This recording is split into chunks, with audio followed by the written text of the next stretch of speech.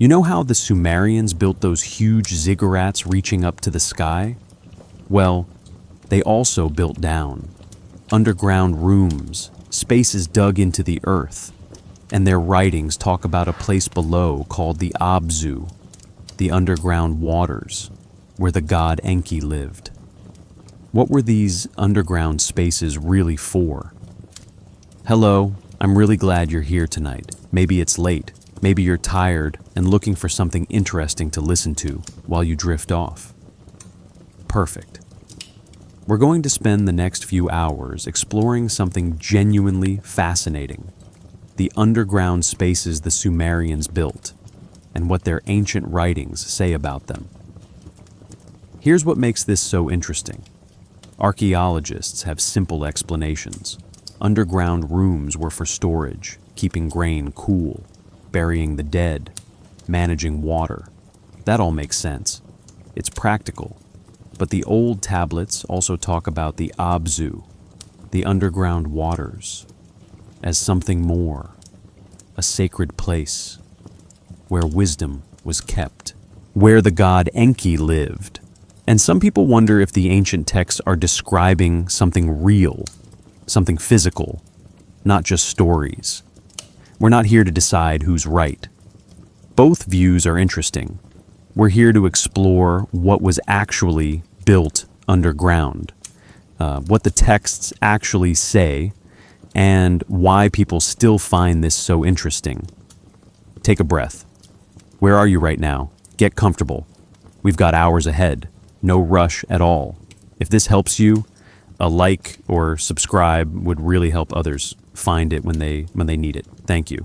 So tonight we're looking below the surface at what archaeologists have found under ancient cities, at what the old tablets say about underground spaces, at how they built these places, at the different ideas about what they were for, at what might still be hidden under the sand.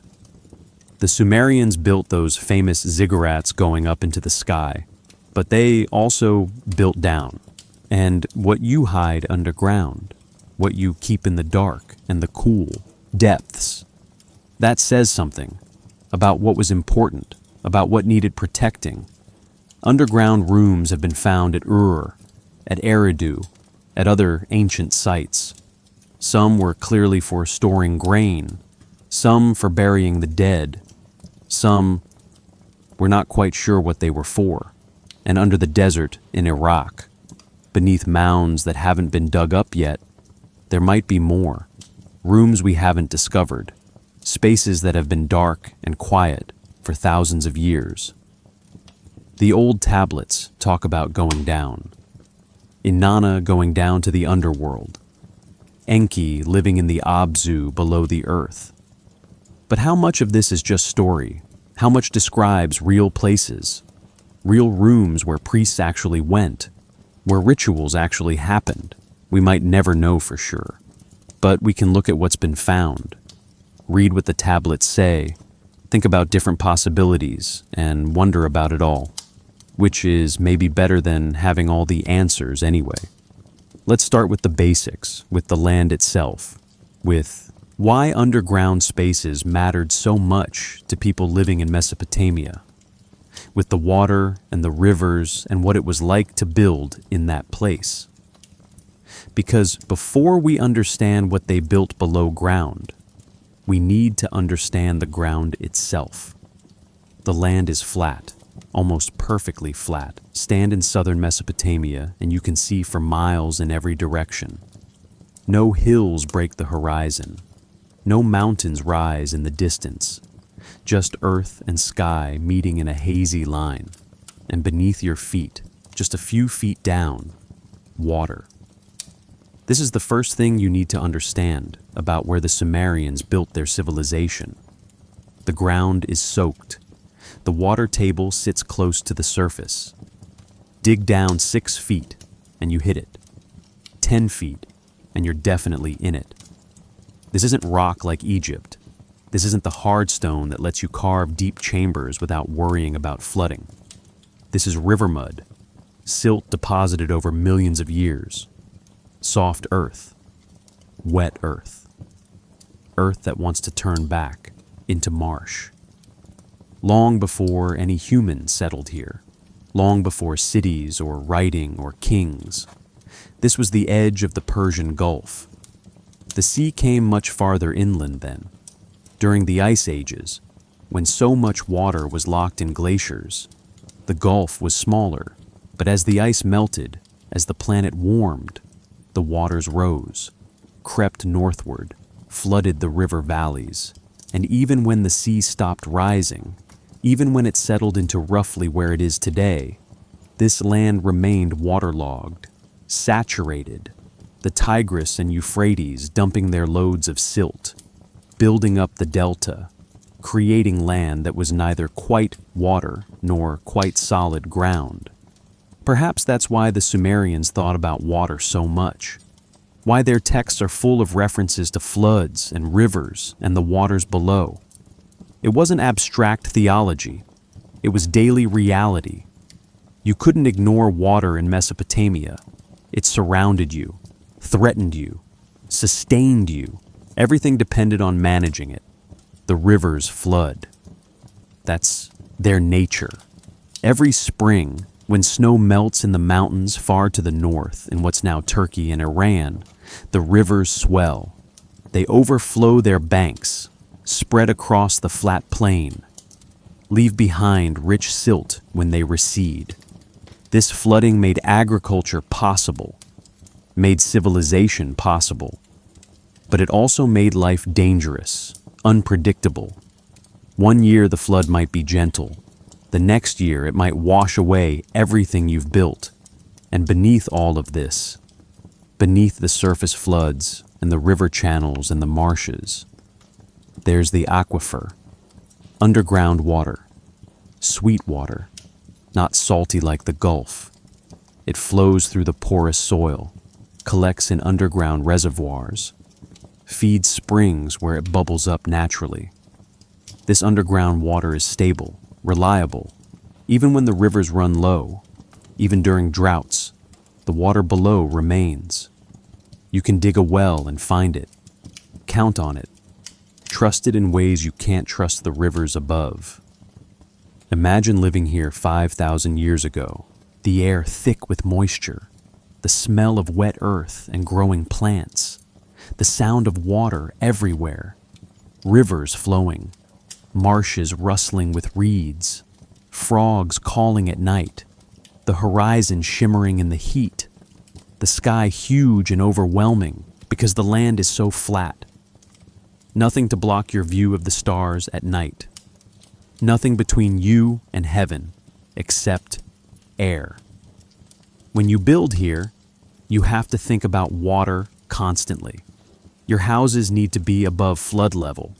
Your grain needs to be protected from moisture. Your dead need to be buried where seasonal flooding won't expose them.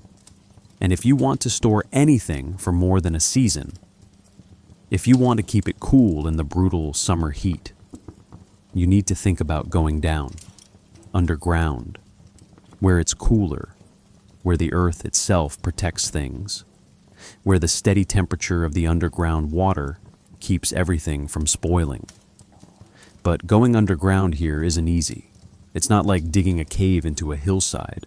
There are no hills. You're digging straight down into saturated earth.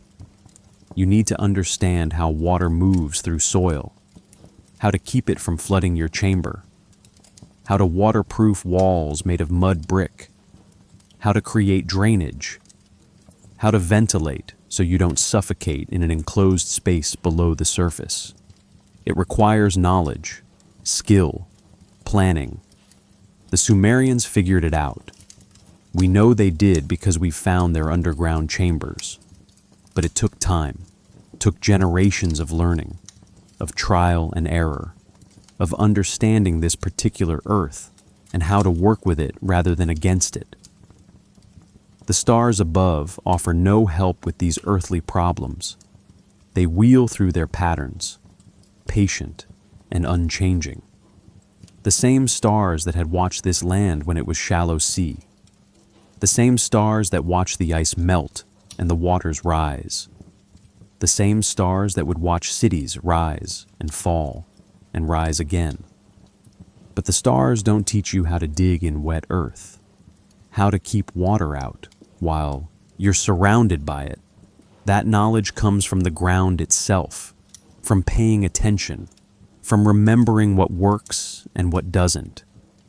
Maybe that's why underground water became sacred, why the Abzu, those underground waters, became associated with wisdom, because understanding water, understanding how it moves through the earth, understanding how to work with it, that was the fundamental knowledge you needed to survive here, to thrive here. And that knowledge was hidden, not obvious on the surface. You had to dig for it, literally and figuratively. The environment shaped everything. The flat land meant enemies could see you coming from miles away. So, cities needed walls. The flooding meant you needed elevated platforms for important buildings, which led to the development of ziggurats. The heat meant you needed cool storage, which led to underground chambers. The proximity of the water table meant you needed specific techniques to build below ground, which became specialized knowledge, sacred knowledge. Perhaps this is why the Sumerians imagined their world as they did: sky above, earth in the middle, waters below. It wasn't mythology divorced from reality. It was a description of where they actually lived. The structure of their cosmos matched the structure of their land. We're starting to see now why underground spaces mattered so much here, why they were practical necessity and religious symbol at the same time, why going down into the earth meant something different in Mesopotamia than it might have meant somewhere else. The land itself demanded it. The water below made it necessary. And the culture that grew up here. The Sumerians, who would eventually write the first words, they learned to build with this reality, to work with the waters above and below. But before the Sumerians, before the first cities, other people lived here. People who also had to figure out how to survive in this waterlogged world. People who left traces of underground spaces, hints of earlier knowledge that the Sumerians would inherit and expand. Long before Ur or Uruk or any of the great Sumerian cities existed, people were already living in southern Mesopotamia, already building permanent houses, already staying in one place rather than wandering. We call them the Ubaid culture, named after Tel al-Ubaid, the site where their remains were first recognized in the 1920s. These people arrived around 6500 BCE, 8,500 years ago. The world was already long past the Ice Age by then. Sea levels had mostly stabilized. The climate had warmed. And this waterlogged land between the rivers had become attractive to people willing to work with its challenges. They came, they settled, they stayed. The earliest Ubaid houses were simple, reed structures, probably similar to the marsh houses still built in southern Iraq until recently. Bundles of reeds tied together, bent into arches, covered with reed mats. Quick to build, cool in summer, but not permanent, not durable. If you wanted to build something lasting, you needed something more substantial, so they started making mud bricks, mixing the abundant river mud with straw or chaff, forming it into rectangles, drying them in the sun. The bricks weren't fired at first, just dried, sun-dried mud brick. And with these bricks, they built houses that could last, rectangular structures, rooms arranged around courtyards, thick walls that provided insulation from the heat. These houses were meant to stay standing, to be repaired when necessary, to shelter generations. And beneath some of these houses, they dug small chambers under the floors, Shallow pits lined with bricks. What were these for? Storage seems most likely, keeping grain and other foods cool in the summer heat, protecting them from moisture, creating a stable environment where things wouldn't spoil as quickly. These underground spaces weren't elaborate, weren't large, but they show intentional design, purposeful construction, someone thinking ahead. The Ubaid people buried their dead too, sometimes under the floors of houses, sometimes in cemeteries outside settlements. And when they buried people, they sometimes created small underground chambers, brick-lined graves, spaces that were more than just holes in the ground, more than just pits covered over. These were built spaces, constructed spaces, meant to last, meant to protect the dead the way houses protected the living. Perhaps this tells us something about how they thought, about connections between the living and the dead, about the importance of properly made spaces, whether above ground or below. Or perhaps we're reading too much into it. Perhaps it was just practical. Brick-lined graves lasted longer, protected bodies from being disturbed. No deeper meaning necessary. We don't know, can't know. The Ubaid people left no writing, no texts explaining their thoughts or beliefs, just houses and graves and pottery and those strange figurines with elongated heads that make people wonder about them. Everything we know comes from archaeology, from what survived in the ground, from careful excavation and interpretation. What we can say is this: by 5000 BCE, the Ubaid people were well established across southern Mesopotamia, multiple settlements, some growing into substantial towns. And these towns show increasingly sophisticated planning, streets laid out in patterns, houses built to similar designs, and underground spaces becoming more common, more elaborate, more integrated into how they built. At Tel al-Ubaid itself, excavations found underground chambers connected to temple structures, not houses, religious buildings, and these chambers were more carefully constructed than simple storage pits. Plastered walls, proper drainage, access stairs rather than just holes. This suggests special purpose, sacred use perhaps, or at least important use. Something worth the extra effort. The night sky above these early settlers showed the same stars we see today, the same patterns, the same movements. They surely watched the stars, noticed them, used them to mark seasons, to know when rivers would flood, when to plant, when to harvest. But what names they gave the stars, what stories they told about them, that's lost, silent, as vanished as their spoken language. Around 4000 BCE, the Ubaid culture starts to change. New influences, new people arriving perhaps, or just natural cultural evolution. The pottery styles shift, the settlements grow larger, some become true towns, and the stage is being set for what comes next, for the Sumerians, for writing, for cities, for the civilization we can actually hear speaking through the tablets they left behind. But the Ubaid people laid the groundwork, learned how to live here, how to build permanent structures, how to work with the difficult environment, how to dig underground in waterlogged earth, how to create spaces that stayed dry, that stayed cool, that served purposes beyond just digging holes. This knowledge didn't disappear when the Ubaid culture ended. It passed forward, got inherited, got built upon. When the Sumerians eventually arrive, when they start writing down their thoughts, when they describe the Abzu and underground waters and the god Enki dwelling below, they're building on thousands of years of earlier peoples learning to live with what's beneath their feet, learning to dig carefully, learning to respect the water that's always there, just below the surface, essential and dangerous in equal measure.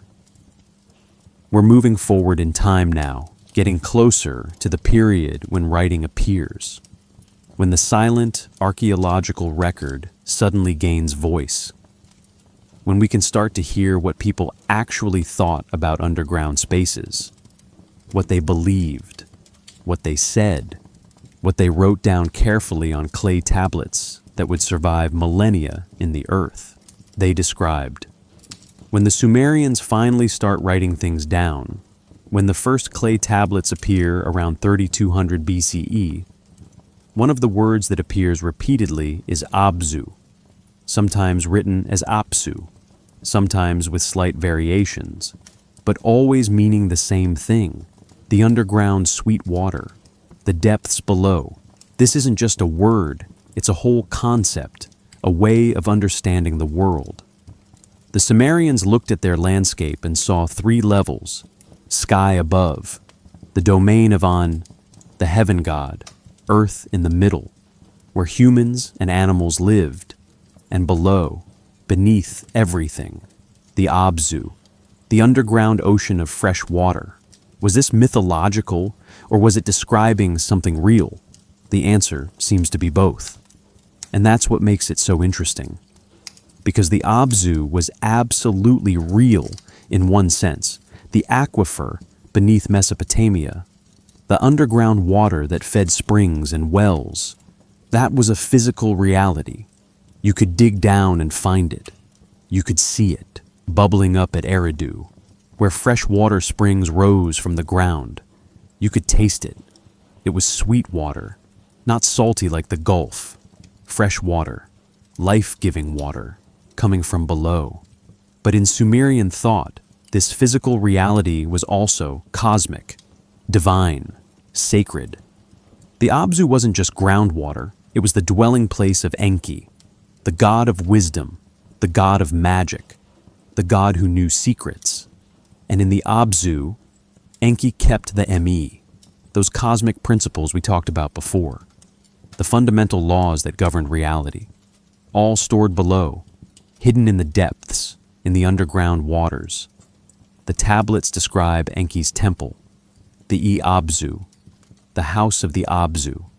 It was at Eridu, the oldest city in Sumerian tradition.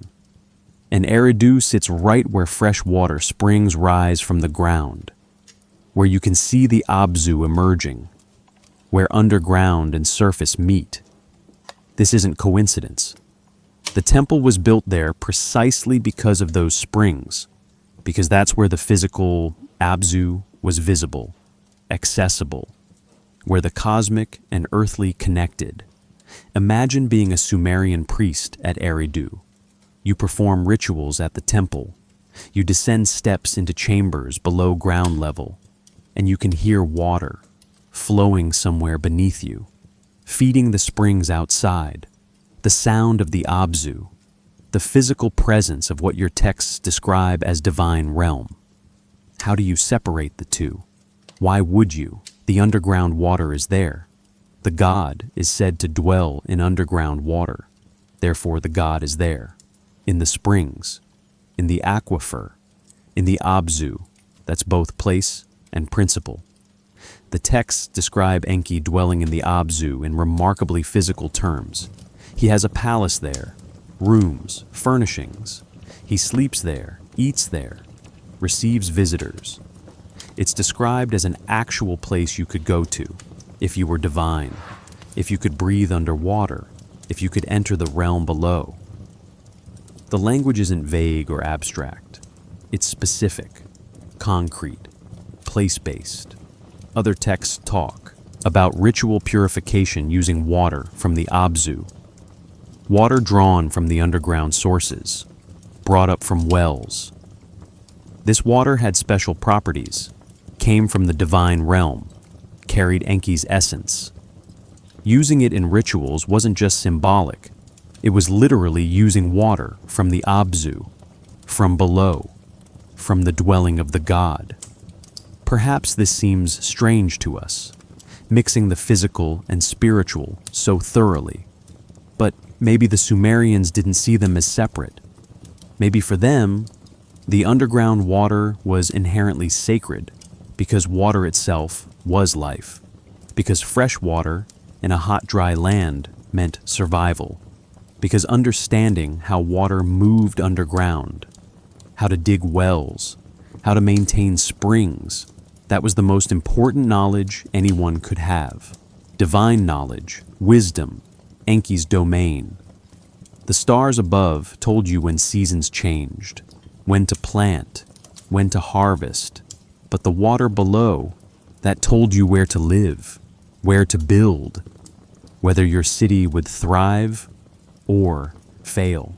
That was deeper knowledge, more fundamental, hidden knowledge, secret knowledge, knowledge that required going down, digging, searching in darkness to find.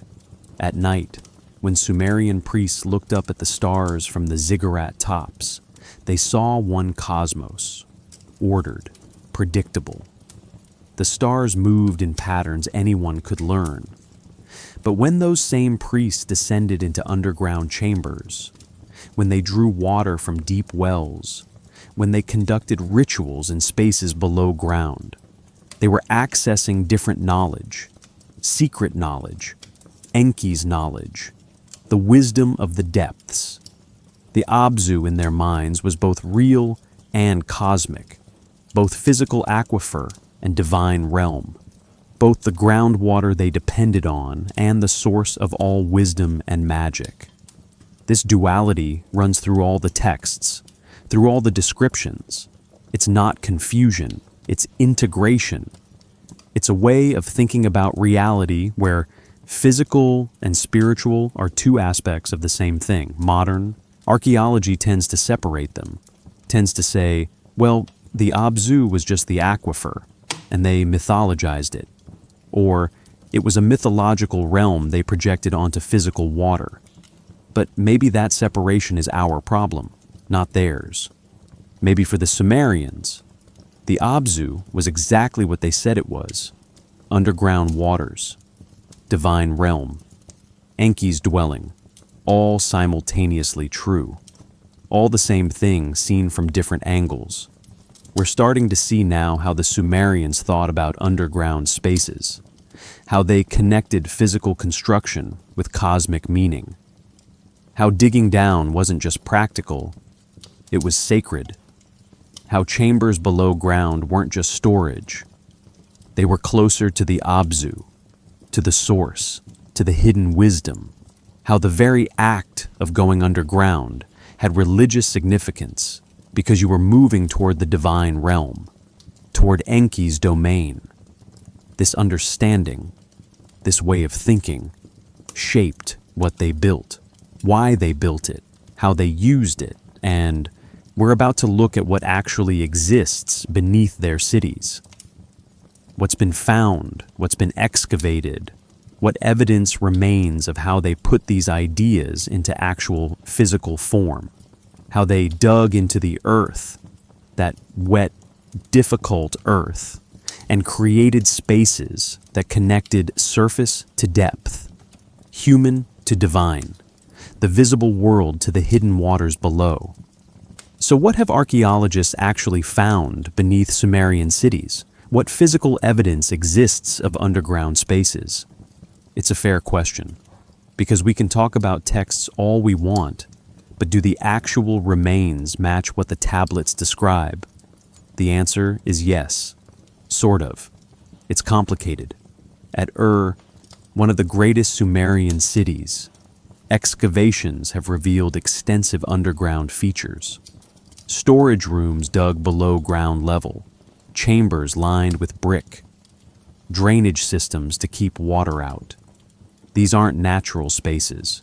They're built, carefully constructed, designed to function in that difficult waterlogged environment. The Royal Cemetery at excavated in the 1920s and 1930s, showed elaborate underground tombs, deep pits dug into the earth, brick-lined chambers at the bottom, wooden roofs over them, and inside, incredible wealth, gold, lapis lazuli, elaborate grave goods, but also something darker, evidence of human sacrifice. attendants buried with their masters and mistresses, going down into the earth together, into the realm below, at Eridu, that ancient city associated with Enki and the Abzu. Archaeologists found temple remains going back to the Ubaid period, and beneath the later temples, beneath the surface structures everyone could see, there were underground chambers, water channels, connections to the springs that bubble up there. The temple literally built over the point where underground water surfaces, where the Abzu becomes visible. These underground chambers at Eridu were carefully made. Plastered walls to keep moisture out, steps leading down, proper drainage. This wasn't just digging a hole. This was skilled construction, understanding how water moves through soil, how to create dry space in wet ground, how to make something that would last. Other sites show similar features. Nippur has underground storage areas. Uruk has subterranean chambers beneath major buildings. Lagash, Umma, other cities, all show evidence of intentional underground construction. Some for practical purposes, like storage, some for burials, some whose purpose isn't entirely clear. The scale varies. Some underground spaces are small, just rooms for keeping grain cool. Others are more extensive, interconnected chambers, passages, systems rather than just single spaces. At some sites, ground-penetrating radar suggests there may be more underground structures that haven't been excavated yet, spaces still waiting in darkness.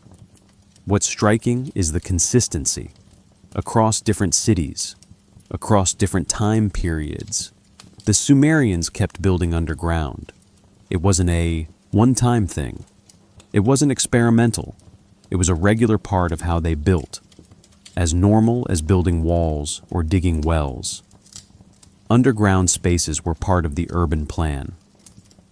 The construction techniques show real knowledge: waterproofing with bitumen, natural tar found in the region, creating drainage channels that directed water away from chambers, using fired bricks for underground construction instead of sun-dried ones, because fired bricks resist moisture better, ventilation shafts to bring air down.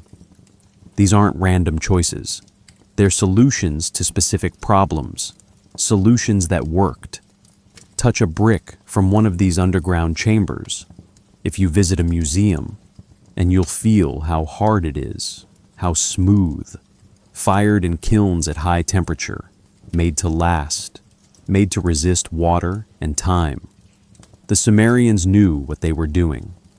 Perhaps the most interesting findings are the ones where practical and sacred overlap. Storage chambers that also have religious symbols. Burial chambers that show evidence of repeated ritual use. Spaces that clearly served multiple purposes, because maybe for the Sumerians, those purposes weren't separate. Storing grain underground wasn't just practical, it was placing food in the realm of the Abzu, in Enki's domain, under his protection. The archaeological evidence raises as many questions as it answers. Why did some underground chambers have such elaborate waterproofing while others didn't? Were certain spaces more important, more sacred? How long did it take to build these structures? How many workers? What did they think about while digging down into the earth, getting closer to the water table, creating spaces in darkness? We know the Sumerians had artificial lighting, oil lamps, small clay vessels filled with oil with a wick floating in it. These have been found throughout their cities. Did they use them underground? They must have. You can't work in complete darkness, can't build carefully without light. So, imagine the flicker of oil lamps in underground chambers, shadows dancing on brick walls, the smell of burning oil, the sound of your breathing in enclosed space, the dampness you can feel on your skin, the stars above. visible every night to surface dwellers. Don't reach underground. That's obvious, but worth thinking about. The Sumerians who built and used these underground spaces were choosing to enter a realm without stars, without the sky, without the celestial markers they used for everything else. They were entering Earth's domain, water's domain, darkness. Modern excavation of these spaces is difficult. The water table is still there, still high. Digging below it means dealing with flooding, with seepage, with the constant threat of chambers filling with water. Archaeologists have to pump constantly, shore up walls, work quickly before the ground reclaims what was dug so long ago. It makes you appreciate what the Sumerians accomplished. They didn't have modern pumps, didn't have our tools, but they made it work, made spaces that lasted thousands of years. What we've found so far is probably just a fraction of what exists. Many tells, those mounds that mark ancient cities, haven't been excavated deeply. Political instability in Iraq has prevented thorough archaeological work for decades.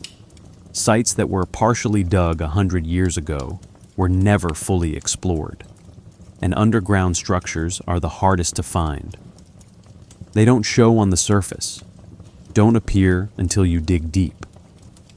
So the question remains, what else is down there? What other chambers exist beneath the sand? What have we not found yet? And will we ever be able to fully explore these spaces? Or will some remain hidden forever, preserved in the ground but inaccessible to us? We're seeing now that the archaeological record supports the idea of significant underground construction. The Sumerians really did build below ground, really did create elaborate underground spaces.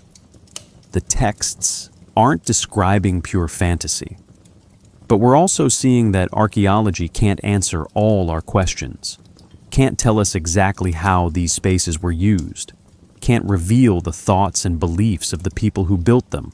For that, we need to look more closely at specific discoveries, at particular moments when archaeologists found something that changed our understanding, at the stories of excavation themselves, and one story in particular stands out. One discovery that revealed just how elaborate underground spaces could be. Let me tell you about a discovery. A moment in 1927 that changed how we think about Sumerian underground construction. The archaeologist was Leonard Woolley, British, experienced. He'd been working in Iraq since the end of World War I. And in 1922, he began excavations at Ur, one of the most important Sumerian cities. He expected to find temples, houses, the usual remains of ancient urban life. What he didn't expect was what lay beneath. In the first few years, Woolley and his team worked on surface structures, exposed the ziggurat, found residential areas, uncovered workshops, standard archaeological work. But in 1926, they started noticing something. Disturbed earth in one area, signs of ancient digging, not natural settling, not random disturbance, intentional excavation. They started following it, digging down, and they realized they were finding pits, deep pits, shafts going straight down into the ground, some 30 feet deep, some deeper, the sides lined with brick, carefully constructed shafts leading somewhere below. Woolley had found the royal cemetery of Ur. The first tomb they excavated properly was in 1927. A shaft going down 28 feet, brick-lined walls descending into darkness. The workers, local men from nearby villages, were nervous, superstitious. They didn't like going down into the old tombs, but they worked carefully, excavating slowly, layer by layer. At the bottom of the shaft, they found a chamber, an actual room carved into the earth, brick walls, a vaulted brick ceiling, and inside, treasure, gold, silver, lapis lazuli, carnelian, precious materials from across the ancient world, a queen's burial, Pu-Abi, her name was, her body adorned with an elaborate gold headdress, beads, jewelry, cups of gold and silver scattered around her. But that wasn't all. Around her, arranged carefully, were the bodies of attendants, court ladies dressed in their finery, musicians with their instruments, guards with their weapons, all dead, all buried with the queen. 63 people in total, not killed violently, poisoned perhaps, or drugged. They'd apparently walked down into the tomb, arranged themselves in positions, and died there, accompanying their queen into the underworld. Woolley worked slowly, documented everything. He had a gift for excavation, for seeing patterns, for understanding what he was uncovering, and as he worked through more tombs, he realized the scale. This wasn't just one burial, it was a cemetery, dozens of tombs, perhaps hundreds that had been robbed in ancient times, but the ones that survived intact, they were astonishing. The engineering amazed him. These weren't simple pits. They were complex structures, shafts descending through waterlogged soil without collapsing, chambers at the bottom staying dry despite being below the water table, drainage systems, waterproofing, ventilation during construction, because you can't build in a sealed space without air. Touch the bricks from these tombs, smooth from firing, precisely shaped, and you realize the care involved. Each brick made by hand, fired in kilns, carried to the site, laid in courses as the shaft descended, workers going deeper and deeper into the earth, building walls, creating space where none existed, all in darkness, by lamplight, in enclosed areas where one mistake could mean collapse and death. The artifacts Woolley found are in museums now.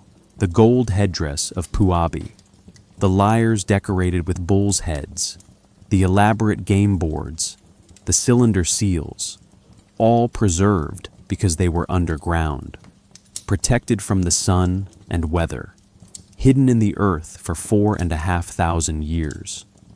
But here's what struck Woolley most: the scale of effort to dig these shafts, to build these chambers, to conduct these burials, required massive organization, planning, resources, and belief, strong belief that this mattered, that creating proper underground spaces for the dead, for helping them descend into the realm below, was worth any amount of effort.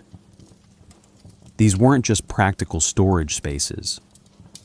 These were intentional connections to the underworld, to the realm below, to the place the tablets describe as the land of the dead, as the Abzu where Enki dwells, as the hidden place beneath the world we can see. The Sumerians were literally creating portals, passages, ways to go from the surface world into the depths. After Woolley's work, other archaeologists started looking more carefully for underground structures, started excavating deeper, started using better techniques to deal with the water table. And they found more, not just tombs, storage chambers, ritual spaces, chambers whose purpose wasn't immediately obvious, all built with the same care, the same understanding of how to work with difficult ground. The discoveries continued through the 20th century.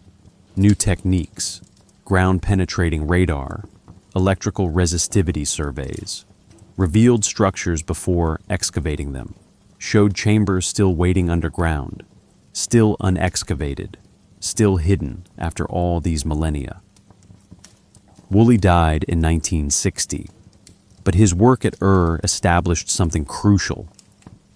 The Sumerians were sophisticated underground builders. They had knowledge and techniques that let them create spaces below the surface in one of the most challenging environments imaginable. And they did this not occasionally, but regularly, as part of their normal construction, their normal way of building cities. The royal cemetery showed another thing too. It showed that underground spaces had profound religious meaning.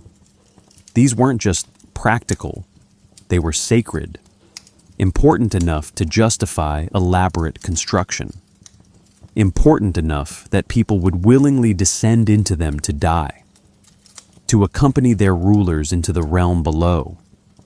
We're starting to see the full picture now. Archaeological evidence of extensive underground construction, historical records describing the Abzu and spaces below, a culture that integrated practical and sacred, that saw underground spaces as both useful and holy, that built down as much as it built up. But we still haven't looked closely at how they used these spaces. What happened in underground chambers? What rituals occurred there? What did it mean in daily Sumerian life to descend into the earth? That's what we need to explore next. The actual lived experience of underground spaces, not just what was built, but how it was used. The tablets talk about descent. They use specific words for it. Going down, entering the realm below, moving from surface to depth. And the most famous descent story in all of Sumerian literature is Inanna's journey to the underworld. Inanna, goddess of love and war, decides to visit her sister Ereshkigal, who rules the underworld, the land of the dead, the realm below. It's not clear why Inanna makes this journey. The tablets give different reasons, but what's detailed, what's carefully described, is the descent itself. Inanna approaches the first gate of the underworld. The guardian challenges her. Who are you? Why are you here? She gives her answers, and he lets her through, but he makes her remove her crown, remove one piece of her divine power. She proceeds to the second gate. Same challenge, same removal of power. A piece of jewelry this time, on through 7 gates, at each one removing something. Crown, necklaces, robe, breastplate, until at the 7th gate she arrives naked, powerless, completely vulnerable.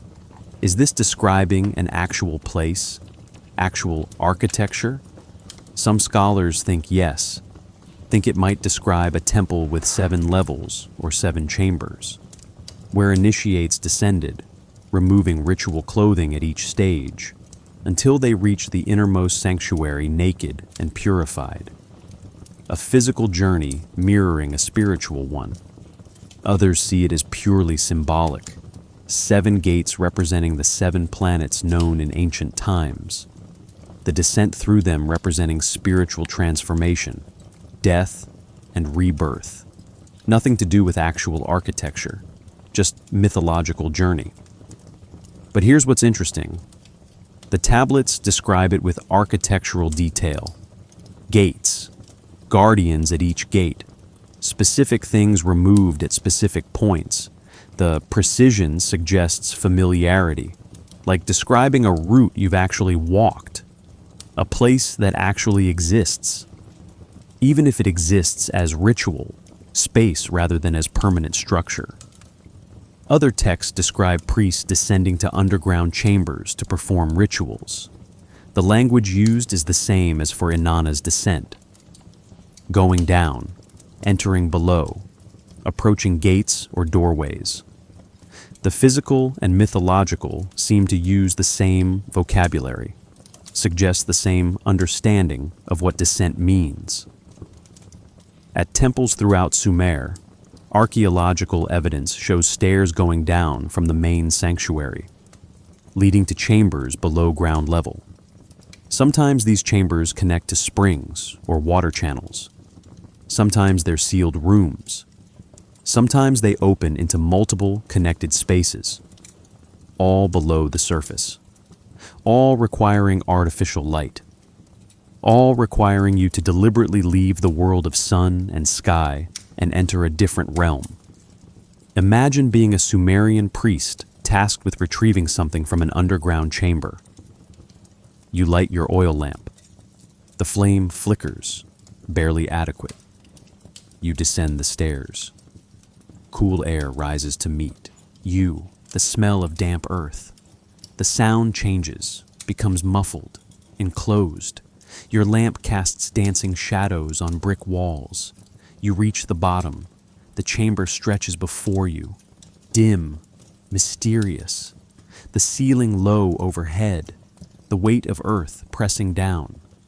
This is the Abzu. You're not in some distant cosmic realm. You're just below the temple. But you're also in the realm of underground waters, of hidden knowledge, of Enki's domain. The physical and spiritual aren't separate. They're the same thing experienced simultaneously. Perhaps this is hard for us to grasp. We tend to separate physical basement versus cosmic underworld, literal space versus metaphorical journey. But maybe the Sumerians didn't think that way. Maybe for them, every time you descended into an underground chamber, you were entering the Abzu, really entering it. The myths weren't describing some other place. They were describing everywhere underground, all depths, all spaces below surface. The tablets also describe rituals using water drawn from underground sources. Water from the Abzu, brought up through wells or collected from springs. This water had special properties, came from Enki's realm, carried divine essence. Using it in ceremonies wasn't symbolic. It was using actual Abzu water, from below, from the hidden places. How did they keep underground chambers dry enough to use? The tablets don't say, don't explain the technical details. But the archaeology shows bitumen waterproofing, drainage channels, fired bricks that resist moisture. The knowledge existed, was transmitted from master builder to apprentice, generation after generation. Practical wisdom about working with underground water, managing it, creating dry space within wet earth. This knowledge itself might have been considered sacred, secret knowledge. Because if you can control underground water, if you can create spaces in the Abzu, then you're working with Enki's domain, you're practicing his arts. The building techniques weren't just construction. They were a form of magic, of divine knowledge passed down from the God who dwells below. The stars above offered different knowledge, visible knowledge. The movements of planets and constellations anyone could learn to read, but underground knowledge was hidden. You had to be taught, had to be initiated, had to prove yourself worthy, had to literally descend into darkness to learn it. And that made it more valuable, more powerful, more connected to the divine. What questions remain? Many. How often did ordinary people enter underground spaces? Were they restricted to priests and rulers? Or could anyone with legitimate need, storing grain, burying a family member, access them? How were these spaces maintained over time?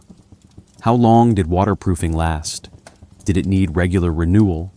And what did people think about while underground? Did it feel sacred? Frightening? Both? We may never know for certain. The tablets tell us what, but rarely why. Show us rituals, but not emotions. Describe spaces, but not experiences.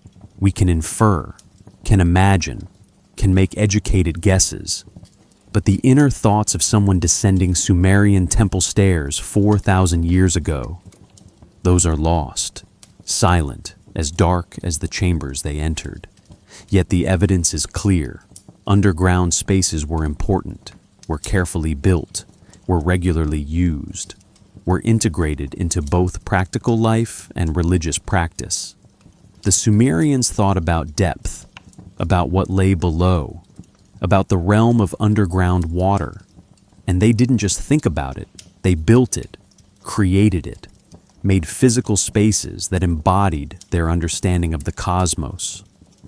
We're ready now to look at how all this functioned in daily life, how underground spaces fit into the routine of Sumerian cities, how people actually used them, what happened in these chambers day after day, year after year, century after century, the lived reality of underground Sumer. That's where we're going next, to the golden age of these cities, when everything worked, when the system functioned, when people knew their place in the cosmos and built their lives accordingly.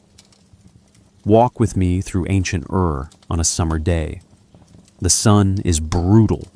The temperature climbs past 110 degrees. The air shimmers with heat. Every surface you touch burns. The mud brick houses absorb and radiate warmth. There's no escape from it except underground. A merchant needs to check his grain stores. He descends steps into the chamber beneath his house. The temperature drops immediately, maybe 15 degrees cooler than surface. The air damp, but not uncomfortable. His stored barley is safe here, protected from the heat that would make it spoil, protected from rats and insects that plague surface storage, protected from thieves who would find it much harder to rob an underground chamber than surface bins. He runs his hand over the grain, cool to the touch, slightly moist from the air but not wet. The brick walls around him are smooth, plastered, sealed with bitumen at the seams where water might seep through. An oil lamp provides dim light, enough to see but not much more. The ceiling is low. He can't quite stand upright, has to stoop slightly, but that's fine. He's not here to stay, just to take what he needs for today's baking and go back up. This is normal, every day, not dramatic or sacred, just practical use of underground space. Storing food where it stays good, where summer heat can't ruin it, where the stable temperature of the earth itself preserves what you've harvested. Thousands of people across Ur do this. Descend into their storage chambers, take what they need, come back up, as routine as drawing water from a well. But underground spaces served other purposes too. In the potter's quarter, some workshops had underground chambers where clay was stored, keeping it moist, keeping it workable. Surface storage meant clay drying out, cracking, becoming useless. Underground, the natural moisture in the air kept it perfect, ready to use. Some potters even worked underground during the hottest months. The cool chambers made the work bearable. Metal workers sometimes used underground spaces too. Not for working. You need heat for metalworking, but for storage of finished goods. Bronze tools and weapons kept in cool, dry chambers, protected from theft behind solid brick walls. The entrance could be secured. Only the owner had access. Your wealth stored safely below. Imagine a Sumerian housewife descending to retrieve dried fish for dinner. The steps worn smooth from generations of use. The cool air a relief after the heat above. She knows this space well, has come down here countless times, knows exactly where each container sits, where the dates are stored, where the preserved meat hangs, where the sealed jars of oil wait, all organized, all accessible, all kept fresh by the coolness and darkness. These underground spaces were extensions of homes, not separate, not foreign, just another room, happened to be below ground instead of above. Children grew up knowing where the underground stores were, learning to descend safely, being taught what was kept where. It was part of normal life, part of the house, part of how you lived. But there was another dimension too, because even the most practical underground space had sacred associations. You were storing food in the realm of the Abzu, in Enki's domain. So you might say a small prayer before descending, might make a tiny offering occasionally, a few drops of beer poured on the threshold, an acknowledgement that this space, even your personal storage chamber, connected to something larger, something divine. The wealthy had more elaborate underground spaces, multiple chambers, interconnected rooms. Some wealthy homes had underground areas as extensive as their surface rooms, storage for grain and oil, separate chambers for valuable goods. Sometimes even cool sitting rooms, where the family could escape midday heat. Small luxuries possible if you had the resources to build extensively underground. Public buildings had underground storage too. Temples kept their treasures below. Gold and silver offerings, precious stones, ritual objects, all secure in underground chambers beneath the sanctuary, guarded by priests, protected by locks and prayers. The wealth of the gods kept in the realm of the Abzu, where Enki himself could watch over it. The stars above, visible every night to those sleeping on rooftops to escape the heat, followed their patterns, predictable, eternal. But the rhythms of underground storage were different, seasonal. You stored grain after harvest, retrieved it slowly through the year. You buried your dead and left them below. You placed valuables underground and checked them occasionally. Different rhythm, different timing, connected to earth rather than sky. Perhaps the most intimate use of underground space was burial. Not royal burials like we talked about before. Just normal family burials, under the floor of your house, or in small chambers dug beneath courtyards. Your ancestors literally below you, in the house, in the earth, in the realm of the dead that was also the realm of underground water. You lived above them, walked over them daily. They were present, close, part of the household even in death. This proximity to the dead seems strange to us, but for the Sumerians, maybe it made sense. The dead had descended into the realm below, into Ereshkigal's domain, but they hadn't gone far, just down, just beneath, close enough to still be part of the family, close enough to remember, close enough to honor with offerings poured through small holes in the floor. The whole city was like this, surface and underground interconnected, people moving between them constantly, descending to store, to retrieve, to cool off, to hide valuables, to bury loved ones. The boundary between above and below was permeable, crossed regularly, not frightening, not dramatic, just normal. At night, when the city quieted, when oil lamps were extinguished and people slept on roofs under the stars, the underground spaces remained, dark, cool, patient, holding the city's reserves, its wealth, its dead, its secrets, the foundation in earth that matched the foundation in society, the hidden structures that made visible life possible. We're seeing now how deeply integrated underground spaces were into daily Sumerian life, how normal they were, how essential, not exotic, not purely religious, just part of how you lived in this place, part of adapting to the environment, part of building a civilization in flat, hot land above a high water table. But there was another level to underground spaces, more sacred, more deliberately connected to the divine.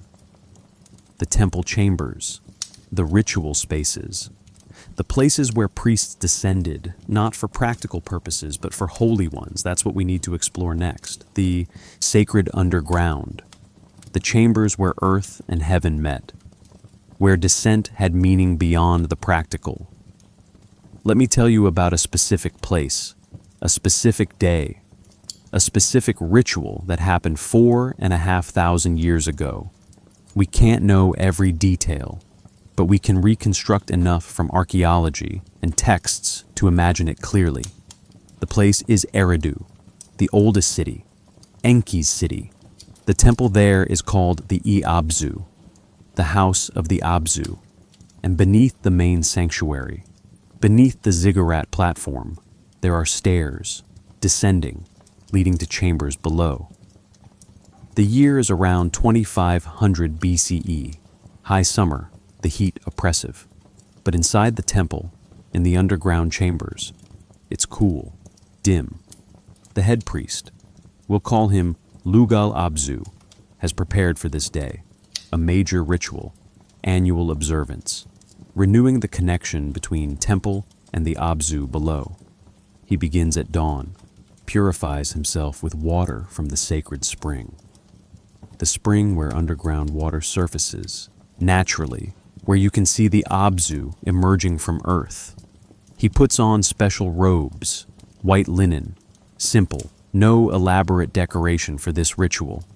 You come before Enki without pretension, without pride, just as you are, at midday, when the sun is highest, when the heat is most intense.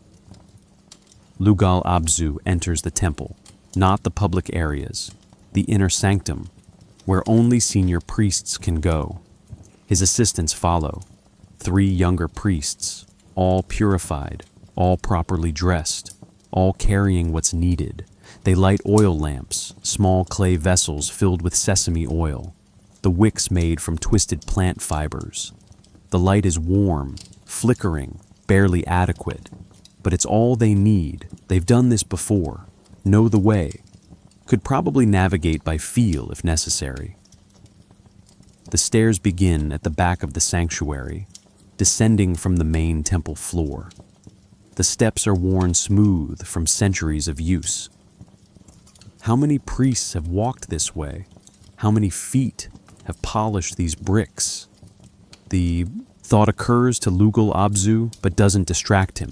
Focus, presence. That's what matters now. The temperature drops as they descend. The air changes, becomes heavier, damper. The smell of earth, of water nearby, of the Abzu itself.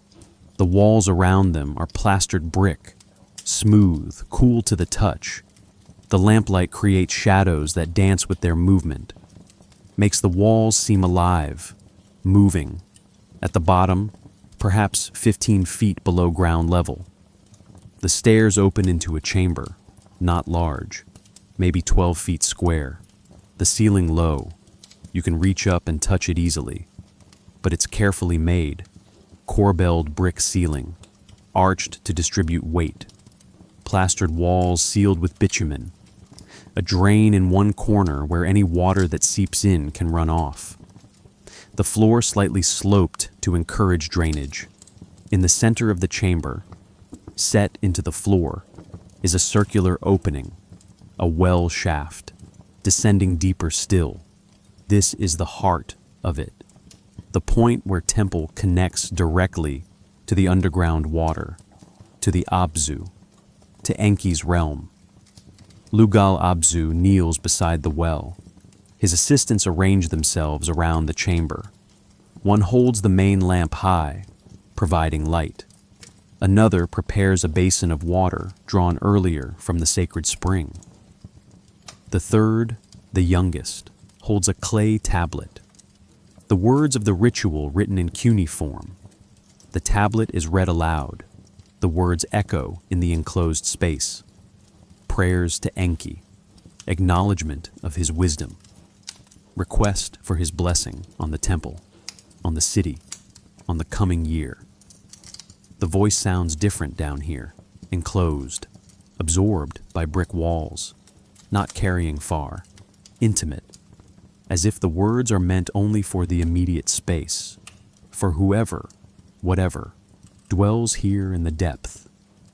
After the prayers, Lugal Abzu takes the basin of sacred water, water from the Abzu itself, drawn from the spring, and he pours it slowly into the well shaft, returning water to water, completing the circuit from underground source to surface spring to ritual use back to underground.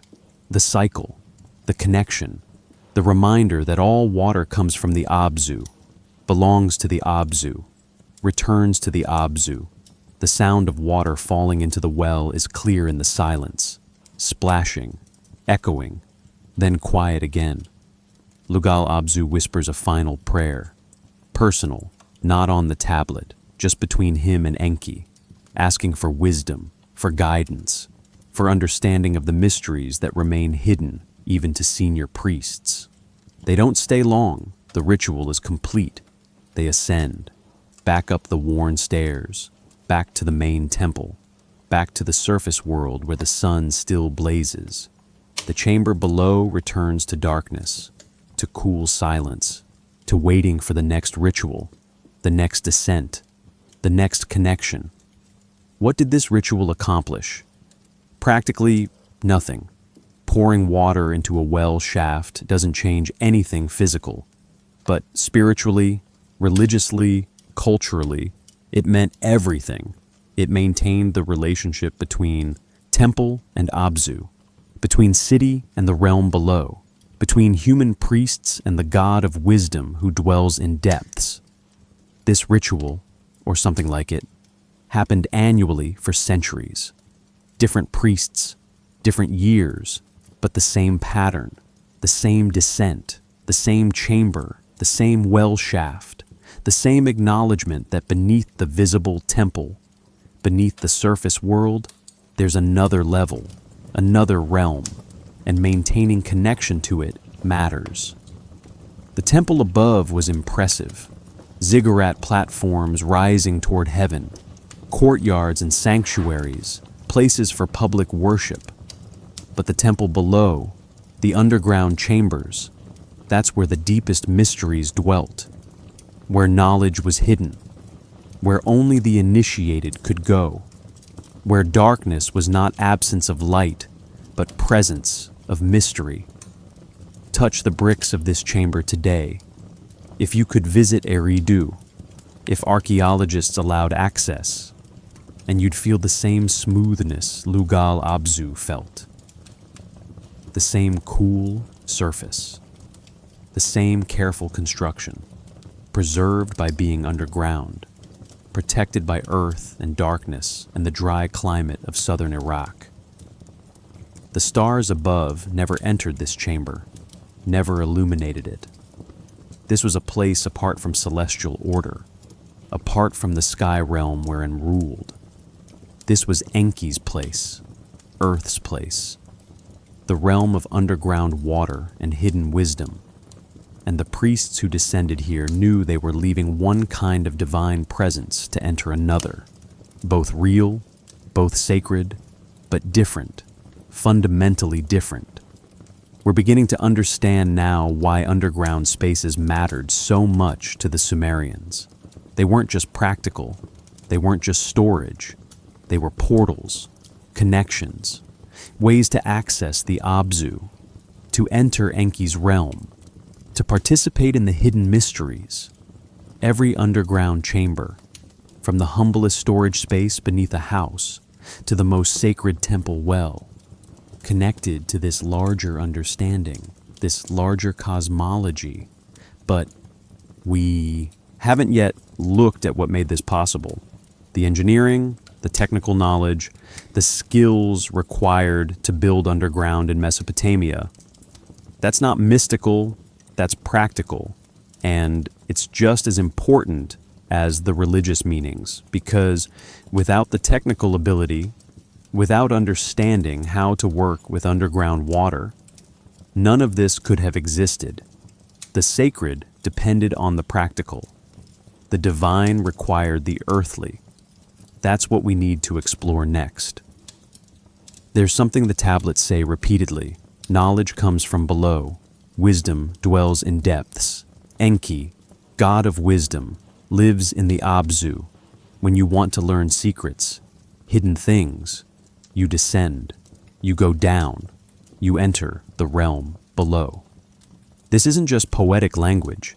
It seems to reflect actual practice, actual Sumerian belief about where knowledge lived.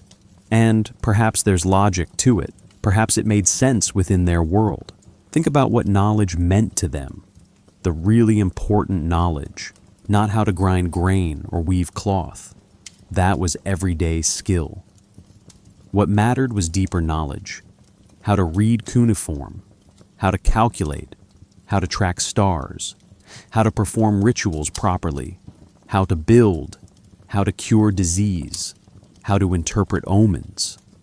This knowledge had to be learned, transmitted, taught deliberately, and much of it was taught in temples, in scribal schools attached to temples, in spaces that, at least sometimes, were underground or partially underground. The tablet libraries were often in protected spaces, cool spaces, where clay tablets wouldn't deteriorate, where they could be stored safely. Sometimes these libraries were underground chambers, literally, knowledge stored below, in the realm of the Abzu, under Enki's protection. Imagine being a young scribe learning to read cuneiform. You spend hours in the tablet house, copying standard texts, memorizing sign combinations, practicing until your hand aches.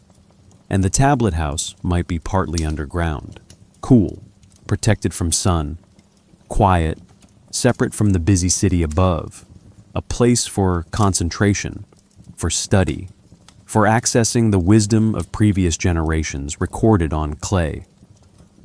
The connection between underground spaces and learning might have been more than symbolic. Cool environments are better for concentration. Less heat means clearer thinking. And the quiet of underground spaces, away from street noise, away from distractions, creates better conditions for study. Perhaps scribal schools went underground, partly for practical reasons. And those practical reasons became associated with the larger idea that wisdom dwells below. The Me, those cosmic principles, were said to be kept in the Abzu, in Enki's underwater palace. We've talked about the Me before, but think about what they really represent. Knowledge, understanding of how things work, how society functions, how rituals should be performed, how crafts should be practiced. This isn't innate knowledge, it's learned, transmitted. Cultural knowledge passed generation to generation. And where is that knowledge stored? In temples, in scribal schools, in the memories of priests and craftsmen, in texts, in the underground chambers where texts are kept safe and cool. The Me being in the Abzu. That might just be saying that cultural knowledge is preserved in protected spaces, in depths, in places not everyone can access. You have to be taught, have to be initiated, have to literally descend into the tablet houses and learn. Some texts describe rituals where initiates descended into underground chambers as part of their training, part of becoming a priest or scribe. The physical descent mirrored spiritual transformation, going down into darkness, into the unknown, emerging transformed, knowing what you didn't know before, having access to knowledge that was hidden from ordinary people. Perhaps this is universal. Many cultures associate caves and underground spaces with secret knowledge. Oracles in caves, initiations in dark places, the underground as womb of transformation. The Sumerians weren't unique in this, but they had a specific expression of it. The Abzu, Enki's realm, the underground waters that were both physical reality and cosmic principle. The practical knowledge of underground construction itself would have been highly valued. Secret knowledge. Not everyone knew how to dig in waterlogged soil without the chamber collapsing, how to waterproof with bitumen, how to create drainage, how to ventilate. This knowledge belonged to master builders, was taught to apprentices, was protected. Because if you could build underground, you could create storage that others couldn't. could protect wealth, could offer services others couldn't provide. That knowledge had real economic value. Was this knowledge written down? Probably not extensively. Building techniques were learned by doing, by watching, by attempting under supervision. The tablets that survive are mostly literary, religious, administrative, not how-to manuals. The practical knowledge lived in the bodies and memories of craftsmen, passed along through demonstration, through oral instruction, through the physical teaching of master to student.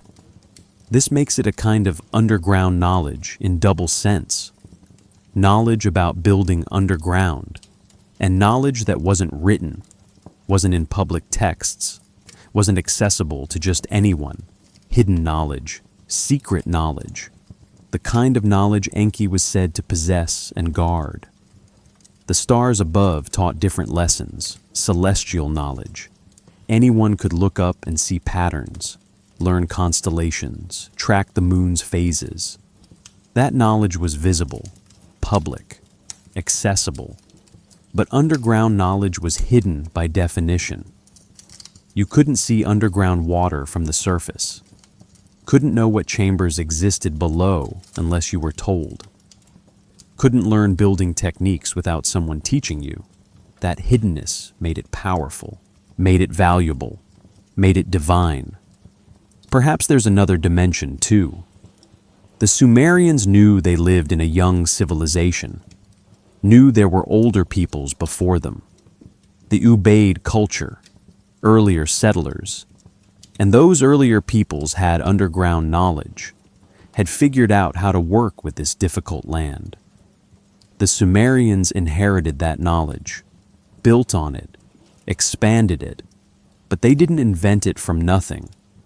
So when they said knowledge comes from below, from the depths, from the Abzu, maybe they were also acknowledging that fundamental knowledge comes from the past, from what came before, from the foundations others laid. The underground as temporal depth as well as physical depth, the place where origins hide, where you must go to understand beginnings. We can't verify this interpretation from the texts, can't prove the Sumerians thought about temporal depth this way.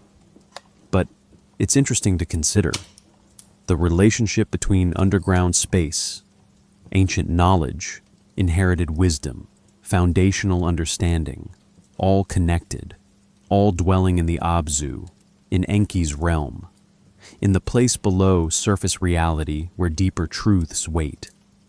The archaeological evidence shows that scribal schools existed, that tablet libraries existed, that some were in underground or semi-underground spaces. That knowledge really was stored below, protected there, taught there.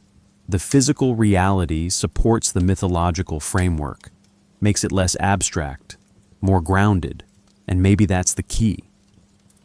For the Sumerians, mythology and reality weren't separate, weren't opposed. They were two ways of talking about the same things. The Abzu was real underground water, and it was Enki's realm, and it was the place wisdom dwelt, all simultaneously, all equally true, all part of one understanding of how the world works. We're getting close now to the questions that matter most, the engineering mysteries, the technical achievements, the things we can measure and analyze and marvel at. How did they actually build these underground spaces? What techniques did they use? What does modern science tell us about their methods? That's what we're going to explore next. The practical magic of Sumerian underground construction. So how did they actually do it? How did the Sumerians build underground in soil that's basically mud sitting on top of an aquifer? This isn't easy engineering. Modern construction in that area still struggles with it, yet 4,500 years ago, with bronze tools and no pumps, they made it work. The first challenge is water. Always water. Dig down 6 feet and you're at the water table. Keep going, and you're digging through saturated earth. Wet, heavy soil. Earth that wants to collapse. Earth that will flood any hole you make unless you do something about it. The Sumerians had several solutions. First, they didn't fight the water table. They worked with it. Most underground chambers went only slightly below the water table, not deep into it, just enough below surface to get coolness and protection, but not so deep that water management became impossible. They knew their limits. Second, drainage. Every well-made underground chamber has drainage channels, small channels cut into the floor or walls, leading to sumps where water could collect and then be bailed out manually, or leading to outlet channels that directed water away from the chamber entirely. They understood that you can't keep water out completely. You have to give it somewhere to go, control its movement rather than stopping it. Third, waterproofing. Bitumen was their main material, natural tar found in deposits around Mesopotamia. They heated it, made it liquid, painted it on brick walls, let it cool and harden. It created a waterproof layer. Not perfect, but good enough. Combined with drainage, good enough to keep chambers mostly dry. Fourth, brick choice. They used fired bricks for underground construction, not sun-dried adobe. Fired bricks are much more water-resistant, much stronger, more expensive and harder to make, but necessary for underground work. The presence of fired bricks in a structure is often how archaeologists identify underground chambers. More fired brick. More likely you're looking at below-ground construction. The actual process of building underground went something like this. Dig the pit first. Excavate all the earth you can reach. Then shore up the sides with timber frames temporarily. Start laying brick walls inside the timber supports. Work from bottom up. As the brick walls rise, remove timber. The brick takes over structural support. Eventually, roof the chamber. Corbelled arch, usually. Bricks laid in courses that gradually close the gap. Then remove all remaining timber. Backfill around the outside of the brick structure. You're left with a brick box underground, relatively waterproof, relatively stable. This requires organization, planning, multiple skilled workers, coordinating. Someone has to dig, someone has to make bricks, someone has to fire them, someone has to mix mortar, someone has to lay bricks properly, someone has to apply bitumen, someone has to supervise the whole operation. It's not simple. It's complex engineering requiring genuine expertise. The ventilation during construction was critical. You can't work in an enclosed pit without air circulation. Someone suffocates. So they must have had ventilation shafts. Temporary openings at the top of the pit, bringing fresh air down, letting stale air escape. Some underground chambers show signs of permanent ventilation. Small shafts lined with brick leading to the surface. Others were probably just sealed once construction finished. Touch a brick from an underground chamber. Feel how dense it is, how well fired, and you realize the quality control. These weren't quick, cheap bricks. These were carefully made, properly fired, selected for strength and water resistance. The Sumerians knew their materials, knew what would work underground and what wouldn't. Modern archaeologists have analyzed the construction, studied the techniques, tried to understand the engineering principles. And what's striking is how well designed these chambers were. Not over-engineered, not wasteful, just appropriate, sufficient, smart. The Sumerians did exactly what was needed. No more, no less. That's the mark of real understanding, real expertise. The maintenance of these chambers would have been ongoing, checking regularly for seepage, reapplying bitumen where it degraded, clearing drainage channels, bailing water from sumps, repairing cracks in walls. Underground spaces don't maintain themselves. They require constant attention, and that attention was apparently provided. We know because chambers stayed usable for centuries, generations. That only happens if someone cares for them properly. Perhaps the builders themselves were considered special, possessing knowledge others didn't have, understanding mysteries of working with earth and water. Their knowledge would have been valuable, sought after, respected, maybe even feared a little, because they could do what others couldn't, could create spaces in the realm of the Abzu, could work in Enki's domain without drowning. The stars above offered no guidance for this work. No celestial pattern told you how to waterproof a chamber. No planetary movement revealed the right mixture of bitumen. This was earth knowledge, gained through experience, through trial and error, through careful observation of what worked, through passing that hard-won understanding from master to apprentice, generation after generation. And maybe that's why Enki, god of the underground waters, was also god of wisdom and craft. Because the knowledge required to work underground was practical wisdom, was craft knowledge, was skill applied thoughtfully, not abstract philosophy, not celestial mathematics, but real practical understanding of materials and water and earth. Divine knowledge expressed through human skill. We're seeing now that Sumerian underground construction wasn't primitive, wasn't crude. It was sophisticated engineering adapted perfectly to local conditions, using available materials intelligently, working with environmental challenges rather than against them, creating spaces that served both practical and sacred purposes, and doing all this without the tools and techniques we take for granted today.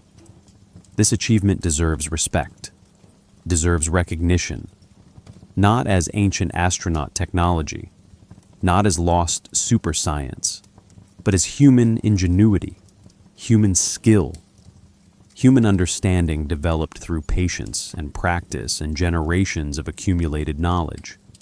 That's impressive enough.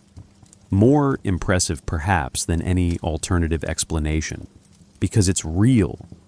It's grounded in evidence. It's something we can verify and study and appreciate. But there's another perspective on these underground spaces, another way of interpreting them, one that's controversial, one that mainstream archaeology mostly rejects, but one that has captured many imaginations. And we need to look at it fairly. Consider what it suggests, why people find it compelling. That's what comes next. The alternative interpretations, the fringe theories, the questions about whether we're missing something, whether there's more to these underground spaces than standard explanations allow. There's something that puzzles modern engineers when they look at Sumerian underground construction. Not puzzles as in, how did they do it? We understand the basic techniques, but puzzles as in, how did they do it so well with what they had? The precision is striking. Underground chambers at show walls that are almost perfectly vertical, corners that meet at right angles, floors that are level, ceilings that are smooth and even. This isn't easy to achieve above ground with modern tools. Underground, in dim lamplight, with bronze tools. It's remarkably difficult, yet they did it, repeatedly, consistently, across multiple sites and time periods, which suggests a level of skill and knowledge that goes beyond trial and error. These were master builders, people who understood their craft deeply, who had refined techniques over generations, who knew exactly what they were doing. Modern analysis of the bricks shows something interesting. The fired bricks used underground were made at higher temperatures than surface bricks. Fired longer, made denser, more water resistant. This wasn't accidental. Someone understood that underground conditions required different materials. Someone worked out the proper firing temperature through experience. Someone passed that knowledge along. The bitumen waterproofing shows similar sophistication. It's not just slapped on randomly. It's applied in layers, in specific patterns, thicker at seams and joints where water is most likely to penetrate, thinner on flat surfaces. Whoever applied it understood fluid dynamics, understood where water pressure would be greatest, designed the waterproofing accordingly. Perhaps most impressive is the drainage. The channels are precisely graded, just enough slope to move water without eroding the channel itself. Too steep and water flows too fast. Causes problems. Too shallow and water doesn't flow at all. The Sumerians got it right, which means they understood slope and flow and erosion, had worked out the mathematics, even if they didn't express it the way we do. Some underground chambers have features whose purpose isn't immediately clear. Small alcoves built into walls. Channels that don't seem to connect to anything obvious. Carefully constructed spaces within larger spaces. Mainstream archaeology interprets these as storage niches, lamp holders, drainage elements. Probably correct. But there's room for wonder, for questions, for acknowledging that we might not understand every design. Choice. What if some features served purposes we haven't considered? What if certain chambers had acoustic properties that mattered? What if the specific dimensions, the ratios between height and width and length, meant something beyond just fitting function? We know the Sumerians were sophisticated mathematicians, used base 60 counting, calculated areas and volumes. Is it possible they incorporated mathematical principles into underground construction in ways we haven't recognized? These are genuine questions, not asserting hidden technology or ancient mysteries, just acknowledging that very smart people built these spaces for reasons they understood. And we might not fully understand all of those reasons yet. The silence of the chambers, preserved in darkness for millennia, keeps some secrets still. Modern archaeology has tried to replicate Sumerian construction techniques, using bronze tools, using their methods, and it's hard, really hard, doable, yes, but requiring immense skill and patience. The experiments show that what the Sumerians achieved was at the upper limit of what's possible with their technology. They were operating at the edge of their capabilities, pushing the boundaries, getting maximum results from available resources. This raises a question. How did they develop such refined techniques? Construction is cumulative knowledge. You learn from failures, from collapsed chambers, from flooded rooms, from mistakes. But the earliest Sumerian underground chambers we've found, from around 3000 BCE, already show sophisticated technique, already display competence, which suggests they were building on earlier knowledge, Ubaid knowledge perhaps, or even older traditions. The hidden knowledge of underground construction wasn't written down extensively, wasn't in the tablets that survive. It lived in the minds and hands of builders, passed along through demonstration, through apprenticeship, through careful teaching from master to student. This knowledge was valuable, gave economic advantage, maybe even social status. So it was probably guarded, protected, kept within certain families or guilds. When Sumerian civilization eventually declined, when cities were abandoned, when the continuity of knowledge transfer broke, much of this building knowledge was lost. Later peoples in Mesopotamia didn't build underground as extensively, didn't have the same sophisticated techniques. The knowledge faded, the skills disappeared. What the Sumerians knew, built into hundreds of chambers, became silent, unseen, forgotten, until modern excavation uncovered it again, revealed the chambers. Let us study the techniques. Try to understand how it was done. We've recovered much, understand most of the basics, but perhaps not everything. Perhaps some nuances, some subtle tricks, some refinements remain hidden in the chambers themselves, visible but not understood, present but not recognized.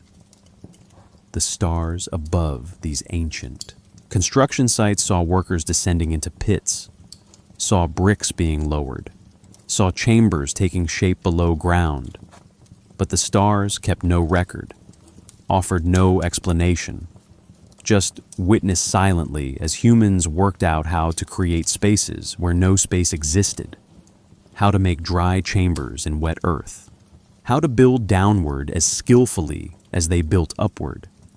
Perhaps that's the real mystery. Not that they did something impossible, but that they did something incredibly difficult, incredibly skillfully, and then didn't write down how. The technical knowledge remained oral, practical, in the realm of doing rather than describing. And when the doing stopped, the knowledge faded. We're left with the results, the chambers themselves, physical evidence of extraordinary skill, of deep understanding, of knowledge applied perfectly, but not with complete understanding of how that knowledge was developed, transmitted, refined over time. The hidden history of underground building, technique, lost in the depths where the chambers themselves still wait. This leads us to another interpretation, one that attempts to explain the sophistication differently, one that suggests the knowledge came from elsewhere, from outside human development, from the Anunnaki themselves, interpreted not as gods, but as something else. That's what we need to look at next. The alternative theories, the controversial explanations, the ideas that mainstream scholarship rejects, but that many find compelling. There's a name that comes up whenever people discuss ancient Mesopotamia and underground spaces: Zecharia Sitchin. He was an author, not an archaeologist, who proposed a radical reinterpretation of Sumerian texts in the 1970s. His books sold millions of copies, influenced how many people think about ancient Mesopotamia, and he had specific ideas about underground spaces. Sitchin argued that the Anunnaki weren't gods in the mythological sense. They were extraterrestrial beings, advanced beings from another planet who came to Earth thousands of years ago, who needed workers, so they created or modified humans, who established bases on Earth, and who, according to his interpretation, built or directed the building of underground facilities. Why underground? Sitchin suggested several reasons: protection from surface conditions, climate control, security, storage of technology or resources. He pointed to texts describing the Anunnaki going down into the Abzu, descending into underground realms, and he read these not as mythology, but as descriptions of actual underground facilities, bases, command centers, places where advanced technology was kept and used. This interpretation is rejected by mainstream scholarship completely. Archaeologists point out that Sitchin's translations of Sumerian were often incorrect, that he misread texts, that he interpreted things to fit his predetermined conclusions rather than following evidence, that every feature he claimed as evidence of extraterrestrial influence has mundane explanation, that nothing requires his theory to explain it. But it's worth understanding why his ideas resonated, why millions found them compelling. Because there's something about the Sumerian texts that invites speculation. The way they describe the Anunnaki in such physical terms, as beings who ate and drank, who needed laborers, who descended into underground spaces. The texts don't sound entirely mythological. They sound concrete, specific, as if describing something real. What if we take the texts more literally than standard interpretation does? What if the Abzu really was a physical place? Not just the aquifer, but an actual constructed realm? Underground chambers, perhaps more extensive than what's been found, where the Anunnaki dwelt, where they kept whatever they needed, where they went when they weren't on the surface? Sitchin would say yes. That's exactly what the texts describe. Underground bases, facilities. The heaven the Anunnaki came from was another planet. The descent to the Abzu was going underground. The whole cosmology was physical, not spiritual. Advanced beings with technology establishing presence on Earth. Mainstream archaeology says no. The texts are religious literature, mythology. The Anunnaki are gods created by human imagination to explain the world. The Abzu is the aquifer theologized. The underground chambers are storage and burial spaces. Nothing more mysterious than practical construction by clever humans. No extraterrestrials required. Both can't be right, but perhaps both contain partial insights. Perhaps the texts preserve memory of something real, even if not what Sitchin imagined. Perhaps there's more to underground Sumerian construction than just storage. Perhaps some chambers had purposes we haven't identified. Perhaps the truth is somewhere between standard interpretation and fringe theory.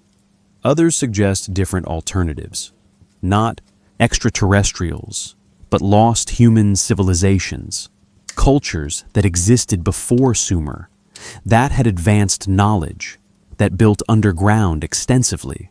The Sumerians inherited their sites, their techniques, their stories, modified them, claimed them, but the core of it, the beginning, was older than we recognize. This idea has even less archaeological support than Sitchin's. The record is continuous.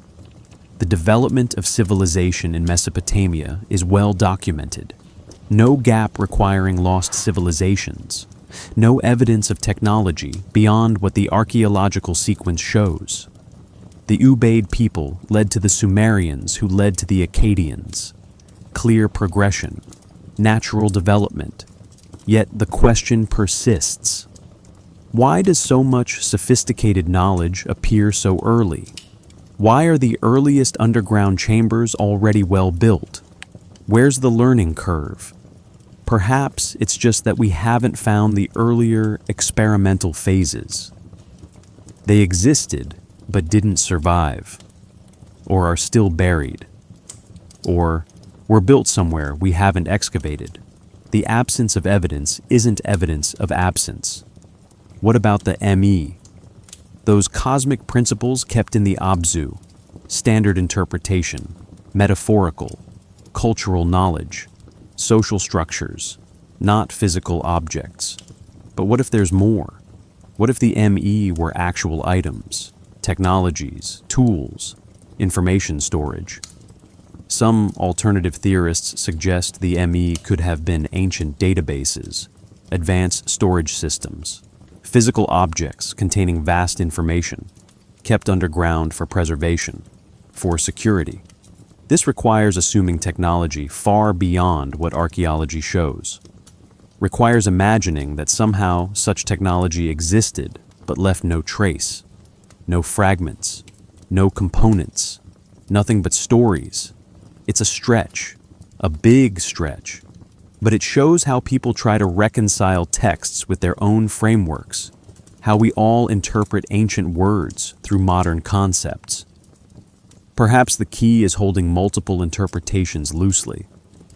Mainstream archaeology has the most evidence, the most support, the most logical explanations.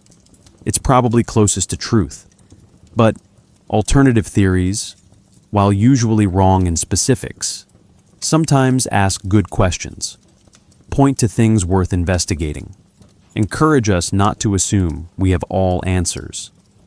The silence beneath the tells of Iraq holds many secrets still, chambers unexcavated, texts untranslated, connections unmade. We've learned much, understand much, but not everything, not yet, maybe not ever. And in that space of not knowing, theories flourish, interpretations multiply. People wonder. That's okay. That's healthy, even. As long as we distinguish between evidence-based conclusions and speculative theories. As long as we're honest about what we know versus what we imagine. As long as we respect both the archaeological record and the human tendency to seek meaning, to wonder, to question. The Anunnaki, whoever or whatever they were in Sumerian understanding, dwelt in the Abzu, the underground realm. That's what the texts say. How we interpret that, whether as mythology or memory or something between, that depends on our frameworks, our assumptions, our willingness to live with uncertainty. What's certain is that the Sumerians built underground extensively, skillfully, for purposes both practical and sacred. The chambers exist. The techniques were real. The knowledge was genuine. Everything else, the meaning, the origins, the deeper purposes, that remains partly hidden, waiting in the darkness beneath the sand. We're ready now to look at what modern technology is revealing, what new discoveries are being made, what ground-penetrating radar and satellite imagery and chemical analysis are telling us. The scientific tools we didn't have before, pointing toward chambers we haven't seen yet. That's next. The cutting edge of underground Sumerian archaeology. Technology has changed archaeology dramatically. Tools that didn't exist even 20 years ago now reveal what's beneath the surface before any excavation begins. And what they're showing about underground Mesopotamia is intriguing. Ground-penetrating radar, GPR, sends electromagnetic pulses into the earth, reads what bounces back. Different materials reflect differently. Stone versus soil, brick versus sand, hollow chambers versus solid earth. By analyzing the patterns, archaeologists can see underground structures without digging, can map them, can know where to excavate before turning a single spade of soil. GPR surveys at major Sumerian sites have revealed surprises. At beneath areas that appear empty on the surface.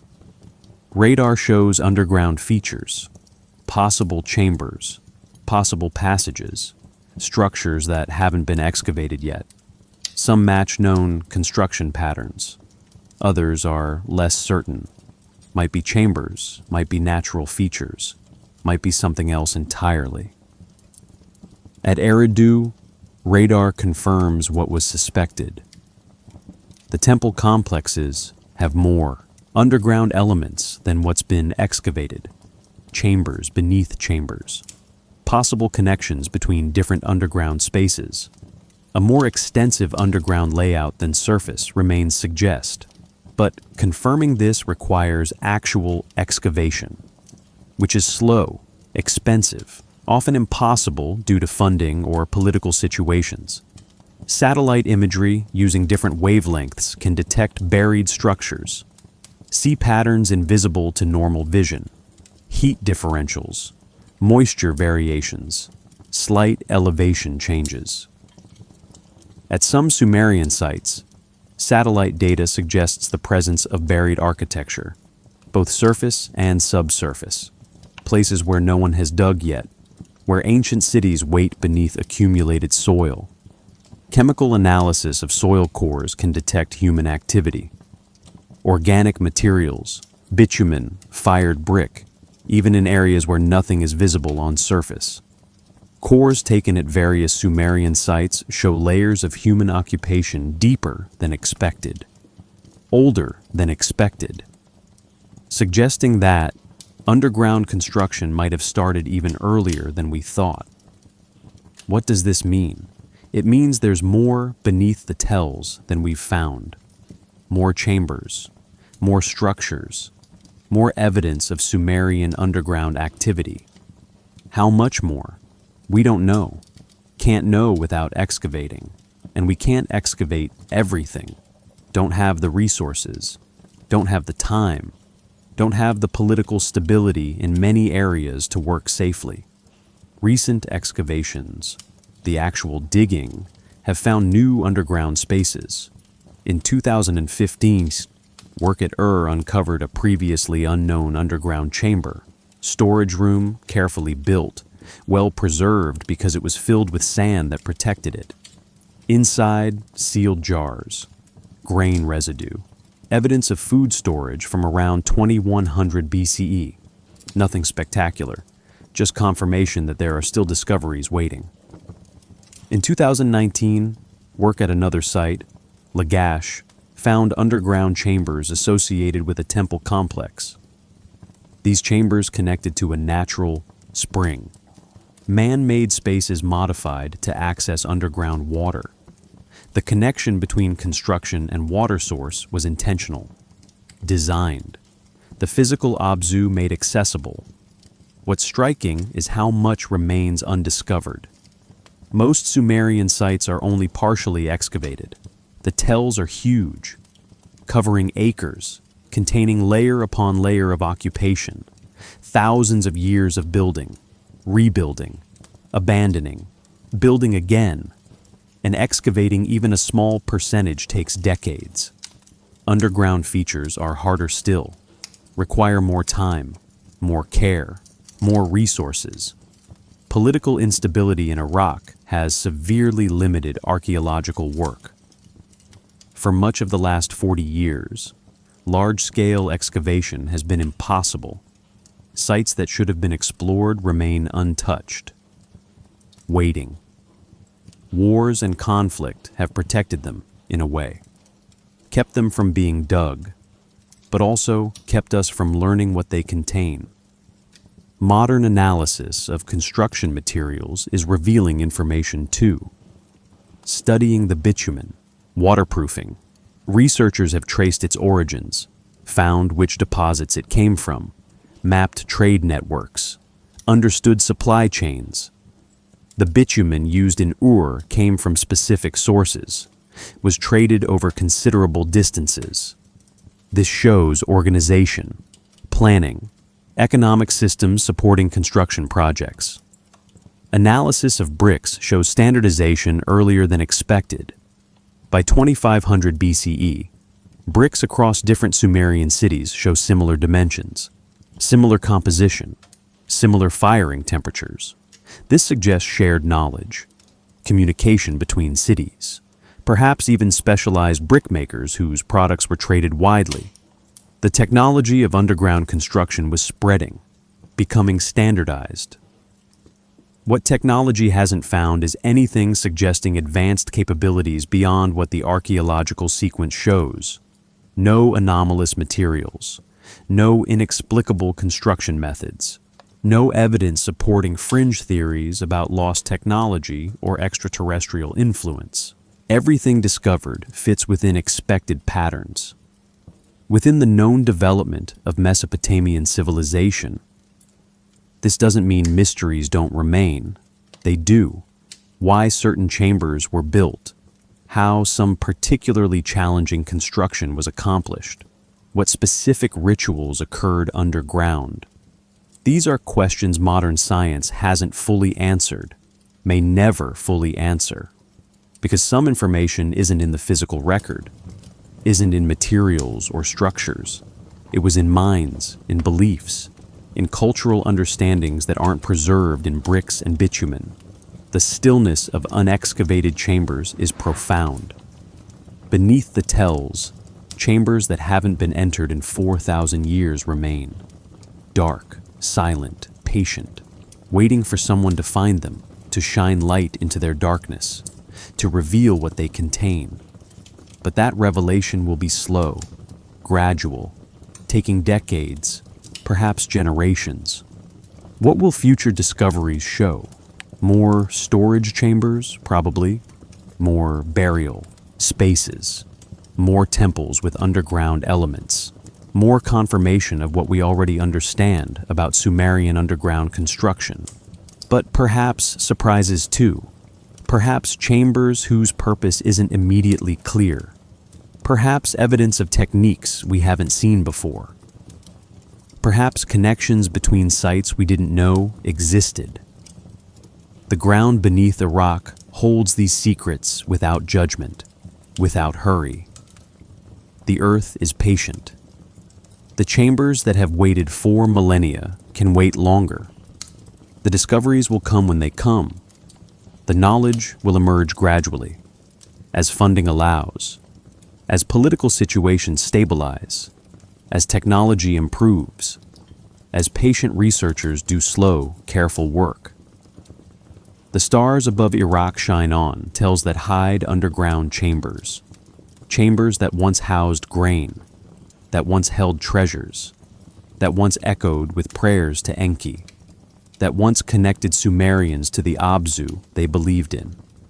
The stars witness silently, as they always have, knowing that what's hidden eventually emerges, that patience is rewarded, that time reveals all things eventually. But for now, much remains unseen, beneath the surface, in the realm that the Sumerians considered sacred, in the depths where underground water still flows, where the Abzu, in its physical reality, still exists, where chambers built with extraordinary skill still stand, empty now, silent but enduring, waiting for the next phase of human curiosity to reach them, to wonder about them, to try to understand what the Sumerians created when they built downward into the earth. We're approaching the questions now, the big unresolved questions, the competing theories about purpose and meaning, the things we know versus the things we wonder about, the space where evidence ends and interpretation begins. That's where we're going next, to explore what remains mysterious, what might never be fully known, what invites our wonder even as it resists our certainty. So why did they really build underground? What was the true purpose of these chambers? It's a fair question, and there are several answers, several theories, each with its own logic, each with its own evidence, none completely proven, none completely dismissed. The mainstream archaeological view is straightforward. Underground chambers were practical, storage for grain and food, keeping things cool in brutal heat, burial spaces for the dead, water management infrastructure, maybe some ritual spaces connected to temples. All of this makes sense, fits the evidence, explains what's been found. Most archaeologists hold this view. It's the safest interpretation, the most grounded in observable facts. But some scholars suggest there might be more, not rejecting the practical explanations, but adding to them. Perhaps underground spaces had symbolic importance beyond their utility. Perhaps building downward was a way of connecting to the cosmos as they understood it. If the Abzu was the realm of wisdom, of Enki, of hidden knowledge, then creating underground spaces was literally creating portals to that realm. Physical construction expressing spiritual belief. This interpretation doesn't require rejecting archaeology. It just adds a layer of meaning, says that, yes, these were storage chambers, but they were also sacred spaces, both simultaneously. The practical and spiritual weren't separate for the Sumerians. Everything had multiple meanings, multiple purposes, multiple layers of significance. Others wonder about the scale, about why some chambers were so elaborate, so carefully built. If it's just storage, why such precision? Why such expense?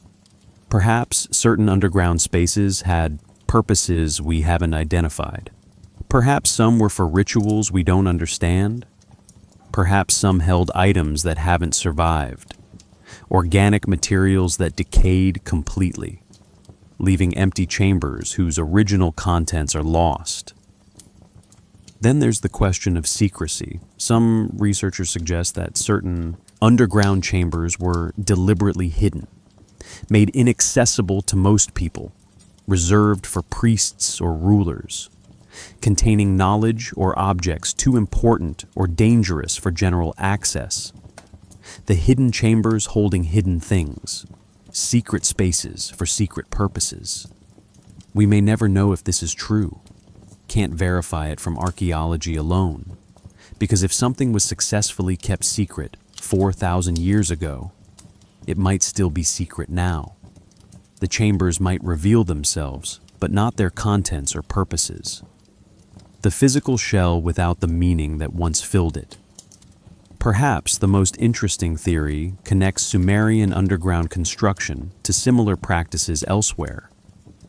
Ancient cultures around the world built underground, created subterranean spaces, from the underground cities of Cappadocia in Turkey, to the Hypogeum in Malta, to burial chambers in Egypt, to cave temples in India. Why, what is it about going underground that appeals to humans across cultures? Some suggest it's universal, something in human psychology. The underground as womb, as place of transformation, as realm of death and rebirth, as connection to Earth itself. Different cultures express this differently, but the impulse was the same.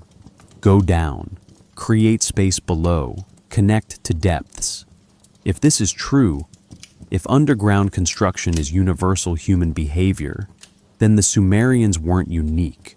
They were just one expression of something larger, something older, something that predates any particular civilization. The drive to dig, to descend, to create chambers in earth, to make the hidden accessible. Maybe the Abzu itself, the concept of underground waters as divine realm, has parallels elsewhere. The Greek underworld, the Norse realm of hell, the Mayan Xibalba. Every culture seems to imagine something beneath, some realm below the surface world, some place where gods or spirits or ancestors dwell. Perhaps this is just how humans think, how we organize our understanding of reality. Sky above, earth in middle, depths below. Or perhaps, and this is pure speculation, there's something real being remembered, not extraterrestrials, not lost super civilizations, but something simpler. Perhaps early humans, during ice ages, really did shelter in caves, really did live partially underground, and cultural memory of this, distorted over millennia, became myths of underground realms, gods dwelling below, sacred depths. The memory transformed into theology. We don't know, can't know, but it's interesting to wonder about, to consider possibilities, to acknowledge that myths might preserve real memories even when those memories are unrecognizable. Time changes stories. Generations of retelling add layers. But maybe, somewhere beneath the additions, there's a core of truth. What about the alternative theories? The ones suggesting advanced technology or non-human builders? Most scholars reject these completely, point out that every feature has mundane explanation, that nothing requires extraordinary theories, that human ingenuity and skill are sufficient to explain everything found. And they're probably right. Probably. The evidence supports conventional interpretation. The archaeological sequence is clear. The development of techniques is traceable.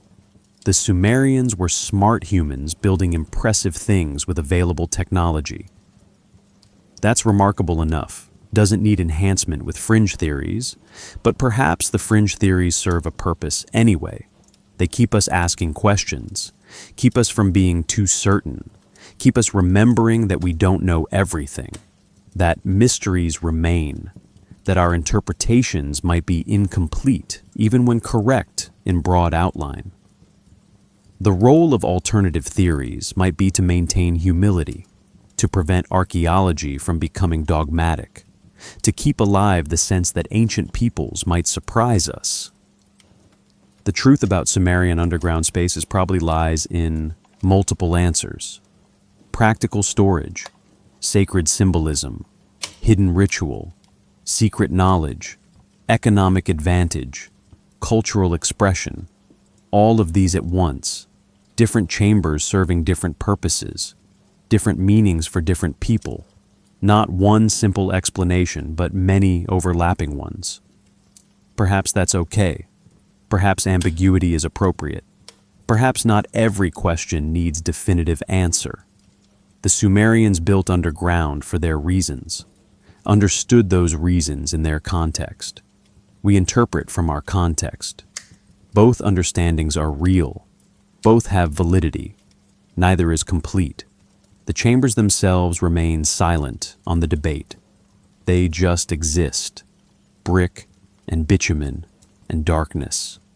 Whatever they meant to the Sumerians, whatever purposes they served, those meanings are partly lost, partly preserved in texts, partly reconstructible through archaeology, but never completely recoverable, never fully certain. And maybe that's the point. Maybe mystery has value. Maybe not knowing everything, not being certain of everything, leaves room for wonder, for imagination, for continued curiosity. The chambers invite questions, invite interpretation, invite us to think and wonder and consider possibilities. That's gift. That's valuable. Maybe more valuable than definitive answers would be. We're moving now toward acceptance, toward recognizing what we know and what we don't, toward finding peace with uncertainty, toward understanding that some questions remain open, not because we're failing to answer them, but because they might not have single answers, because reality is complex, because ancient peoples were complex, because reducing everything to simple explanations might mean losing important nuances. There's a way of thinking that the Sumerians seemed to have, a way that's hard for us to grasp sometimes. They didn't separate physical and spiritual the way we do, didn't divide reality into material versus metaphysical. For them, it was all one thing, different aspects of the same reality. The Abzu is a perfect example. It was definitely the underground aquifer, the physical water beneath Mesopotamia. You could dig down and find it.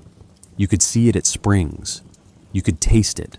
It was real, material, measurable. But it was also Enki's realm, divine space, cosmic principle, source of wisdom, all simultaneously.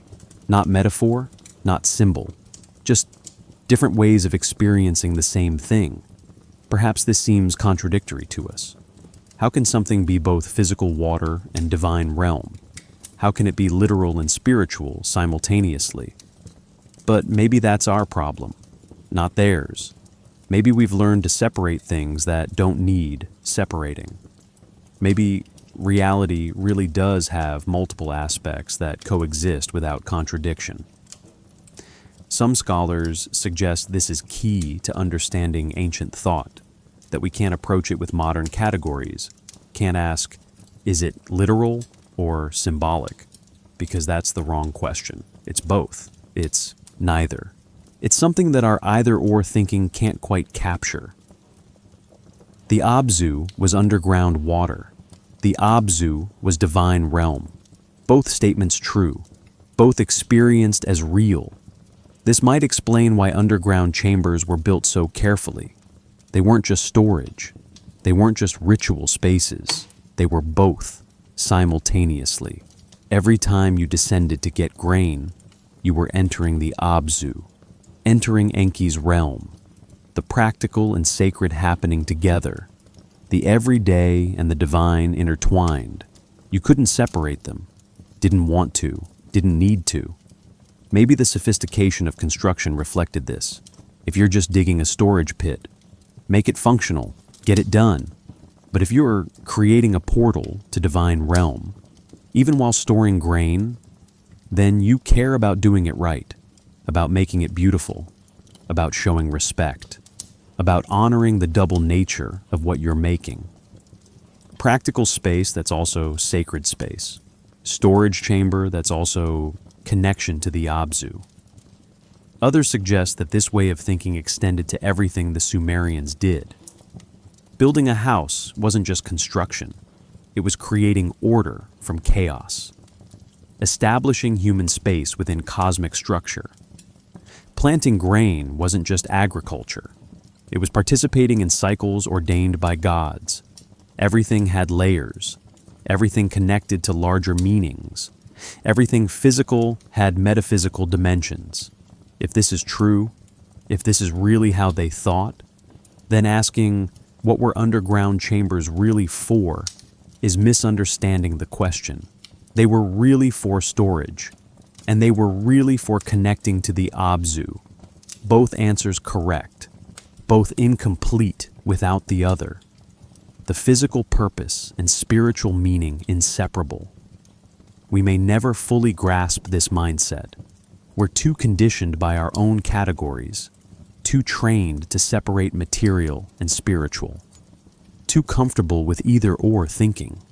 But we can try, can attempt to hold both understandings simultaneously, can let the contradiction be without needing to resolve it. Perhaps this is what the texts are trying to tell us. When they describe Enki dwelling in the Abzu, they don't mean he lives in the literal aquifer.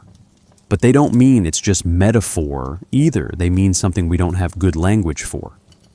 Something like, the divine presence is experienced in the underground waters. The god and the aquifer are different things that occupy the same space, that are encountered together, that can't be separated in experience, even if we can distinguish them in thought. The underground chambers, built into this saturated earth, built to access and manage underground water, built with such care and skill, they embodied this dual nature. They were engineering projects, and they were religious architecture, both fully, both authentically, both essential to understanding what they were. Maybe other ancient peoples thought similarly. The Egyptians seem to experience their gods as both cosmic forces and physical presences in statues. The Greeks seem to see their heroes as both historical and mythological. The boundary between literal and symbolic was perhaps more permeable than we assume, more fluid, more complex. This has implications for how we interpret underground spaces elsewhere. The underground cities of Cappadocia in Turkey, were they just refugee from invaders? Or did they have religious significance too? The catacombs in various places, just burial spaces, or also sacred realms? Perhaps we should expect both, assume both, look for how practical and spiritual intertwined. We can't think exactly like the Sumerians thought, can't fully inhabit their worldview. Too much time has passed, too much cultural difference. But we can recognize that they were sophisticated, that their thinking was complex, that they weren't simply confused or pre-scientific. They were humans working out their understanding of reality, coming to different conclusions than we have. Doesn't make them wrong, just different. The stars above ancient Mesopotamia were stars, physical objects, lights in the sky. But they were also gods, or manifestations of gods, or dwelling places of gods. Both understandings coexisted. Both were true in Sumerian thought. The physical astronomy and the divine astrology weren't separate fields. They were one understanding, one way of experiencing the sky. Same with the earth below, physical soil and rock and water. But also the Abzu, the realm of Enki, the place where wisdom dwells. Both true, both real, both experienced by anyone who descended into underground chambers. The cool air, the darkness, the sound of water somewhere beneath. All of it physical, all of it sacred, all of it one reality with multiple aspects. Perhaps the greatest mystery isn't what the chambers were for. It's how to recover this way of thinking, how to understand reality as the Sumerians did, with physical and spiritual unified, with practical and sacred inseparable, with the whole world alive with meaning, with depth, literal depth, also being spiritual depth, with going down into earth also being entering divine realm. We may never fully succeed. Our categories are too ingrained, our separation of material and spiritual, too fundamental to modern thought. But we can appreciate what they achieved, can recognize the sophistication of holding multiple understandings simultaneously, can respect their worldview even if we can't completely adopt it. The underground chambers remain, physical evidence of physical construction, and perhaps still portals to the Abzu, still connections to depth, still places where something more than mere storage happened. The bricks remember, the darkness remembers, even if we've partly forgotten how to see what they were really seeing, how to experience what they were experiencing. That's okay though, that's the nature of time, that's the nature of cultural change. We understand differently now, have our own frameworks, our own ways of making sense, and future peoples will understand differently still. We'll look at our ruins and wonder what we really believed, really meant, really experienced, and they'll partly understand, and partly not. And that's just how it goes, the cycle of remembering and forgetting and reinterpreting. Endless, human, inevitable. The legacy of underground Sumer isn't just the chambers themselves, it's the challenge they present to our thinking. The invitation to consider different ways of experiencing reality. The reminder that our categories aren't universal, that humans have thought differently, can think differently. That mystery is partly in the ancient world, and partly in how we approach it, what we bring to it, what we're willing to consider. The knowledge didn't die with Sumer, couldn't die, because later peoples lived in the same cities, used the same spaces, encountered the same underground chambers, and had to figure out what they were. When the Akkadians conquered Sumer around 2334 BCE, when they became the dominant power in Mesopotamia, they inherited Sumerian cities, Sumerian temples, Sumerian underground spaces, and they kept using them, kept building them, kept the tradition alive. The Akkadians adopted Sumerian writing, Sumerian literature, Sumerian religious practices, and Sumerian building techniques. The underground chambers continued to be built, perhaps not as extensively, perhaps with slight changes, but the core knowledge persisted. The understanding of how to work with underground water, how to create dry spaces in wet earth, how to build downward as well as upward. Later still, the Babylonians, the Assyrians, each successive culture in Mesopotamia encountered underground spaces, reused them, modified them, built new ones. The tradition continued for thousands of years, changed over time, yes, evolved, yes, but never completely lost, never completely forgotten.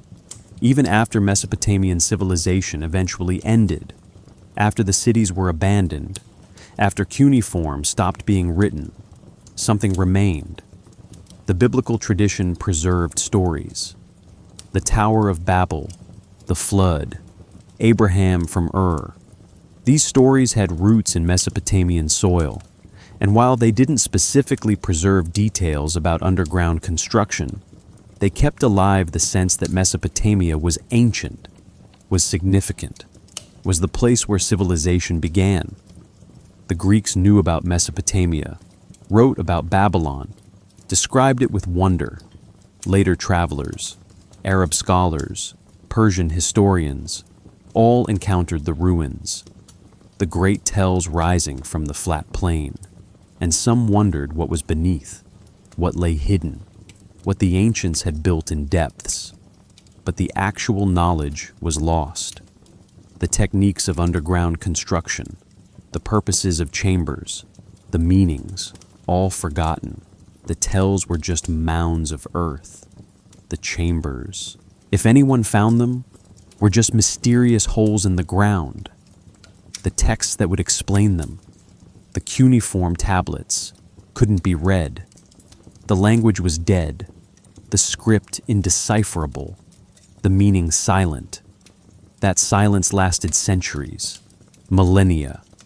The underground chambers waited in darkness, preserved by burial, protected by sand, patient, while above, surface world forgot what lay beneath, forgot what had been built, forgot even how to ask the right questions. Then in the 1800s, European archaeologists arrived, started digging, and the tells began to yield their secrets. Austin Henry Layard, Hormuzd Rassam, Ernest de Sarzeck. These men and others excavated Mesopotamian sites, found palaces, found temples, found tablets, and found underground spaces. At first, they didn't understand what they'd found, just saw chambers, storage spaces perhaps, curious construction, interesting but not revolutionary. The significance took time to recognize, required more excavation, more discoveries, more thinking about what it all meant. When cuneiform was finally deciphered in the mid-1800s, when scholars could read the tablets, the texts started revealing context, references to the Abzu, descriptions of underground realms, stories of descents. And slowly, archaeologists realized the chambers they were finding weren't just random. They were part of a coherent system, part of Sumerian cosmology, part of how they understood the world. Leonard Woolley's work at Ur in the 1920s and 30s brought underground Sumerian construction to wider attention. The royal cemetery, the elaborate tombs, the incredible preservation, the wealth, the evidence of human sacrifice. It captured imaginations, made people realize how sophisticated these ancient peoples were, how much they'd achieved, how carefully they'd built even in depths. Even now, today, excavations continue. New chambers are found. New techniques are developed for studying underground spaces without destroying them. Ground-penetrating radar, 3D modeling, chemical analysis, tools the early archaeologists couldn't have dreamed of. And each new discovery adds to our understanding, fills in gaps, answers questions, raises new ones. Still today, most Sumerian sites are only partially explored. The tells are huge, deep, layered with millennia of occupation.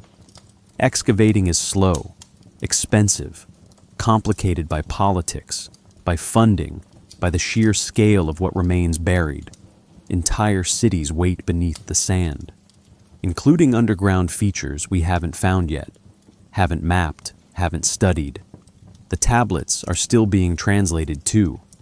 Tens of thousands in museums, in storage, waiting for scholars to read them, to publish translations, to make them available, each one potentially containing references to underground spaces, to the Abzu, to practices and beliefs we don't know about yet. The ancient voices still speaking, if we take time to listen. Even now, the tradition hasn't completely died. In southern Iraq, the Marsh Arabs, the Madan people, build houses from reeds, live in the marshes where Sumer once flourished, and some of their practices, some of their knowledge of water, and building might trace back thousands of years, might preserve echoes of ancient wisdom. We don't know for certain, but the continuity is intriguing. The stars above Iraq are the same stars the Sumerians watched, the same patterns wheeling overhead, unchanging while everything below changes, while cities rise and fall, while knowledge is gained and lost and recovered, the sky constant, the earth patient, both waiting for each generation to look, to wonder, to try to understand. What does this legacy mean for us? What do these ancient underground spaces, these texts, these artifacts tell us today? Perhaps several things. That humans are capable of remarkable achievements with limited tools, that practical and spiritual can intertwine, that mystery is inherent in studying the past, that some knowledge is worth recovering, that some questions remain open. We are part of this story, you and me, listening right now, wondering about people who lived 5,000 years ago, caring enough to spend hours thinking about their underground chambers. That's the legacy too, the continued curiosity, the persistent interest, the feeling that these ancient peoples have something to teach us, something worth understanding, even if we can't understand it completely. The underground chambers of Sumer aren't just archaeological sites, they're connections, links between us and them, between present and deep past, between our questions and their answers, between our wondering and their building. The chambers are portals in this sense too, not to the Abzu maybe, but to human continuity, to the long conversation across time about depth and meaning and how to live. This conversation continues, in excavations happening now, in tablets being translated now, in students learning about Mesopotamia now, in people like you listening now. The story isn't finished, won't be finished, will keep unfolding as long as people care about where we came from, what our ancestors achieved, what wisdom they had that we've lost and might recover. The ground beneath Iraq still holds secrets, still waits, still preserves what the Sumerians built and believed and understood, and each generation has opportunity to engage with that, to dig carefully, to study respectfully, to wonder thoughtfully, to add their understanding to the ongoing conversation. That's the real legacy, not just chambers and tablets, but the continued human effort to connect across time, to understand each other, to learn from those who came before. And so we return to this moment, to wherever you are, to the darkness around you and the quiet within you, to the simple fact of being here. Now, breathing slowly, the chambers beneath the tells of Iraq remain. Still there, still waiting in. Darkness, some excavated and studied, some visited by archaeologists, some mapped and measured and photographed, but most still buried, still hidden, still preserved by the sand that covered them millennia ago. The bricks that line those chambers are the same bricks Sumerian workers made, fired in kilns 4,000 years ago, shaped by human hands, laid in careful courses, waterproofed with bitumen, built to last, and they have lasted, patient, enduring, silent witnesses to everything that's happened since. The underground water still flows, the aquifer beneath Mesopotamia, the physical Abzu, moving through porous soil, feeding springs, rising and falling with seasons, unchanged in essential nature, even as the cities above it rose and fell and turned to dust.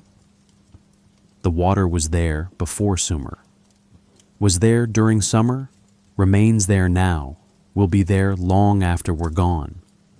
Perhaps that's comforting somehow, the continuity of water, of earth, of the basic geology that made this story possible.